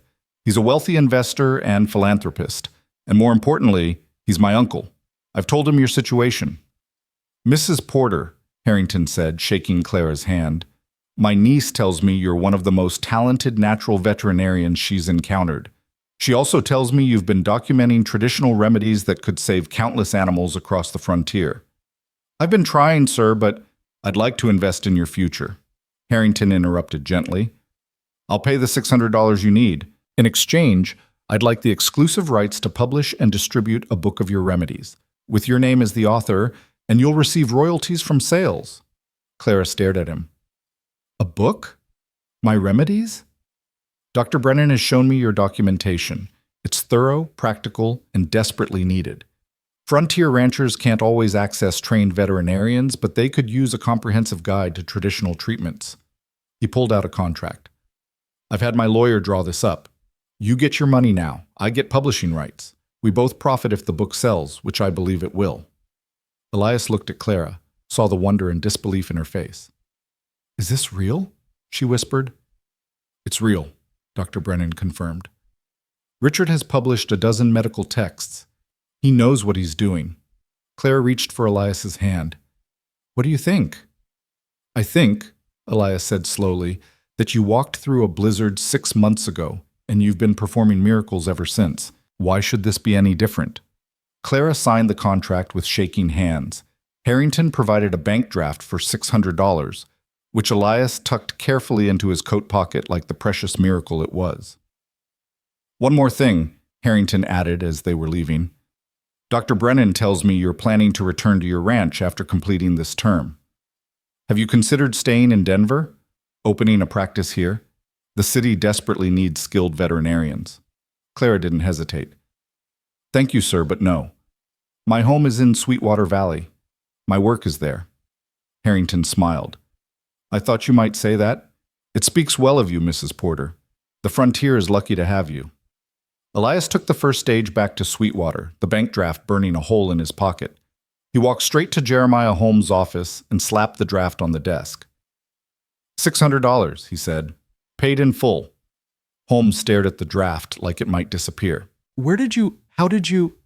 "My wife," Elias said simply. "She's extraordinary." "That she is." Holmes began processing the paperwork. "Elias, I need you to understand. This should clear everything. I've triple-checked the numbers this time. Once this is paid, you'll own the ranch free and clear, except for standard operating costs." "Free and clear," Elias repeated, barely able to process the words. "Free and clear. You've done it. You've saved your father's ranch." Elias rode home in a daze. When he reached the ranch, he dismounted and just stood there, looking at the land that had nearly killed him with its demands, that had brought him to his knees with its needs, the land that Clara had helped him save. "Mr. Porter?" Mrs. Carson came out of the cabin. "Did it work? Were you able to pay?" "We paid. It's over. We're free." Mrs. Carson's face broke into a huge smile. "Then we need to celebrate. I'll make something special for dinner. This calls for a feast." That evening, sitting at the table with Mrs. Carson and little Emma, Elias felt something he hadn't felt in years. Peace. Real, deep peace. The kind that came not from having no problems, but from knowing that whatever problems came, they could be faced and overcome. The rest of Clara's training passed quickly. Elias marked off each day on the calendar, counting down to her return. When the day finally came, he rode to meet the stage, arriving an hour early because he couldn't stand to wait at home. When the coach pulled in and Clara stepped down, his breath caught. She looked different, more confident, more polished. For a moment, he worried that Denver had changed her, had made her into someone who wouldn't be satisfied with ranch life anymore. Then she saw him, and her face lit up with such joy that his fears evaporated. She ran to him, and he caught her up in his arms, spinning her around while she laughed and cried at the same time. "I missed you," she said against his neck. "God, I missed you so much. I missed you too, every single day." They held each other in the middle of the dusty street, not caring who saw, just grateful to be together again. On the ride back to the ranch, Clara told him about the final weeks of her training, about the certificate she'd earned, about all the new techniques she'd learned. But mostly, she talked about how much she'd looked forward to coming home. "Denver is impressive," she said, "but it's not home. Home is that little cabin with the leaky roof. Home is you." When they crested the final hill and the ranch came into view, Clara gasped. In her absence, Elias had been busy. The barn had a new roof, the fences had all been repaired, the cabin had fresh paint, and in the meadow beyond the cattle grazed, nearly 50 head now, healthy and growing. "You've been working," she said. "Had to do something to fill the time. Plus, I wanted you to come home to something worth coming home to." Clara turned to him with tears in her eyes. "Elias, you are what's worth coming home to. The rest is just buildings." That night, they lay in their bed and talked for hours, catching up on everything letters couldn't convey. Finally, as they were drifting towards sleep, Elias said, "Richard Harrington sent a telegram. Your book is ready for publication. He wants to call it Whitlock's Remedies, Traditional Treatments for Frontier Livestock." "Whitlock's Remedies," Claire repeated, testing the words. "I like it, though it should probably be Porter's Remedies now." "No," Elias said firmly. "Whitlock is the name your grandfather taught you under. It's the name that represents your gift. Keep it for the book. Keep it for your work. You can be Clara Whitlock Porter, the woman who walks between both worlds." She kissed him, soft and grateful. "How did I get so lucky to find you?" "We found each other, and I think maybe that's how grace works. It shows up when you least expect it, in forms you don't recognize, and it saves you whether you think you deserve saving or not." The months that followed brought a steady rhythm of work and growth. Clara's book was published and became an unexpected success, selling to ranchers across the Western Territories. Royalties began arriving, not enough to make them rich, but enough to provide real security. Her veterinary practice flourished. She built a small clinic behind the barn, and ranchers came from as far as 100 miles away seeking her help. David Walsh, Dr. Brennan's former apprentice, came west to work with her, and together they treated everything from milk fever to rattlesnake bites. The ranch continued to recover and expand. Elias hired 2 ranch hands, young men from town who needed work, and began breeding horses alongside the cattle. The Porter Ranch became known not just as a successful operation, but as a place where second chances were given freely. Mrs. Carson and Emma stayed, becoming permanent parts of the household. Emma grew into a bright, curious child who followed Clara everywhere, learning about herbs and animals. Mrs. Carson managed the house with quiet efficiency and started teaching reading to the ranch hands' children in the evenings. By the time the first anniversary of Clara's arrival rolled around, the ranch was unrecognizable from the dying operation Elias had been ready to abandon. On Christmas Eve, 1 year after Clara had knocked on his door, they hosted a gathering for the community that had saved them. The barn, the same barn where Clara had first worked to save Elias's cattle, had been transformed into a meeting hall for the evening. Lanterns hung from the rafters. Tables groaned under the weight of contributed food. The whole valley seemed to have turned out. William Bradford stood and raised his glass. "To Clara and Elias Porter," he said, "for showing us all what determination and grace can accomplish." "To the Porters!" the crowd echoed. Later, as the evening wound down and people began to drift home, Reverend Walsh approached them. "I have something for you both," he said, pulling out a small wooden cross. "I carved this from the wood of that tree root that held Mrs. Carson's wagon. I thought you should have it, a reminder that sometimes what saves us is smaller than we think, but stronger than we know." Elias took the cross, running his fingers over the smooth wood. "Thank you, Reverend. Thank you both. You've reminded this valley what faith looks like in action." After everyone had gone, Clara and Elias stood alone in the barn, looking at the empty tables and guttering lanterns. "1 year ago," Clara said softly, "I was walking through a blizzard, terrified and half frozen, with no idea what I'd find at the end of my journey. And now I'm home. Really, truly home for the first time in my life." She leaned against him. "You asked me once why I came. I told you I came for a chance. But Elias, you gave me so much more than a chance.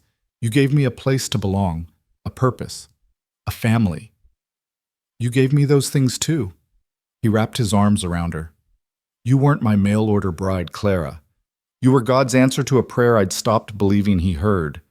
You were grace arriving in a storm." "Then I guess we're both miracles," she said. "Two broken people who found a way to make something whole." They stood there as the lanterns flickered out one by one, until only the moonlight remained, spilling through the barn windows and painting everything silver. Outside, snow began to fall, gentle this time, not the killer blizzard of a year ago, but a soft benediction on the land they'd fought so hard to save. The ranch would face challenges again. There would be hard years and setbacks, times when the old fears came creeping back. But they would face those times together, armed with the knowledge that they'd already survived the worst and emerged stronger. As they walked back to the cabin through the falling snow, Clara began to sing, the same hymn she'd sung in this barn a year ago when she'd first started saving his dying cattle. Her voice rose clear and sweet into the winter night, and Elias joined in, their voices blending and carrying across the valley. In the cabin, Mrs. Carson had left the fire burning and lamps glowing. Emma was asleep in her small room. Everything was warm and welcoming and alive. Clara hung the wooden cross Reverend Walsh had given them beside the door, a reminder of salvation and second chances, of grace arriving when least expected.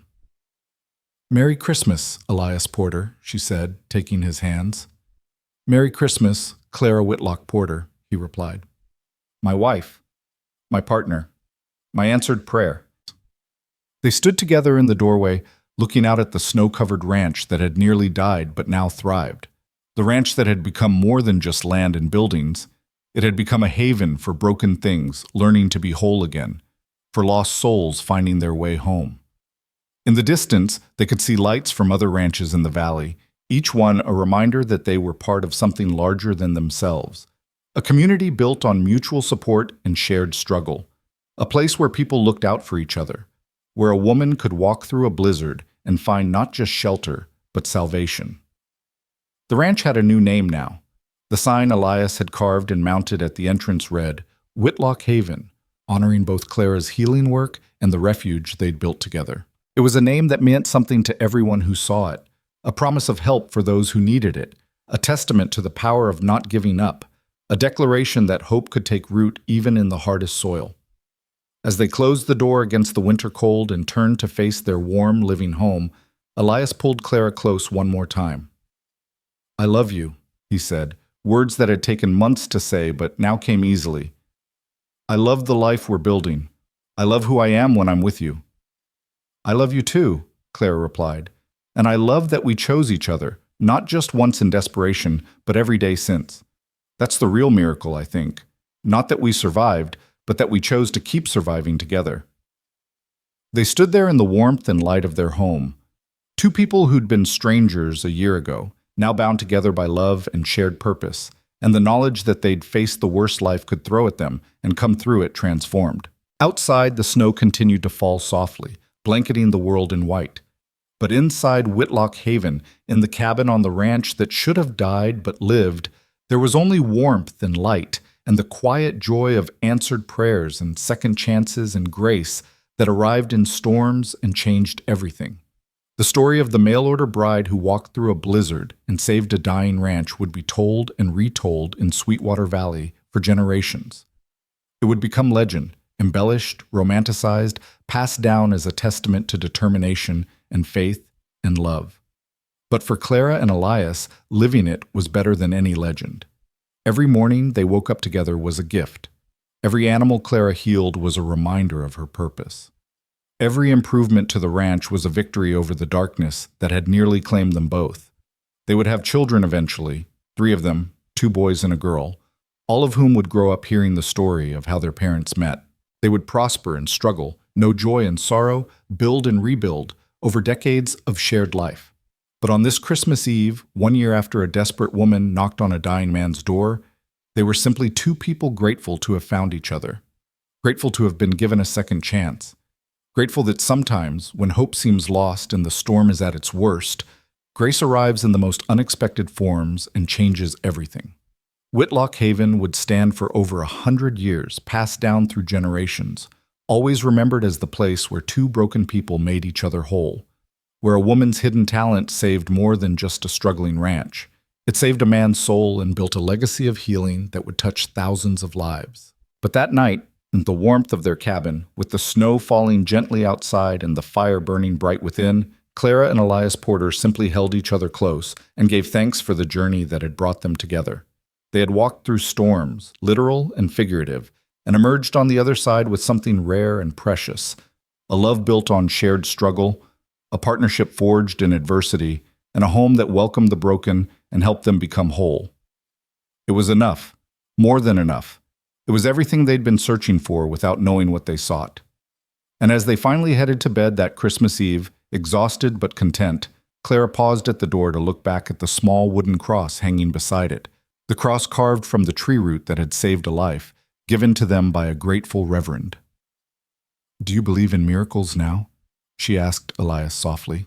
He looked at her, his wife, his partner, the woman who'd brought light back into his darkness, and smiled. "I married one," he said. "How could I not believe?" And in Whitlock Haven, on the ranch that love rebuilt, two souls who'd been lost found their way home at last. The end.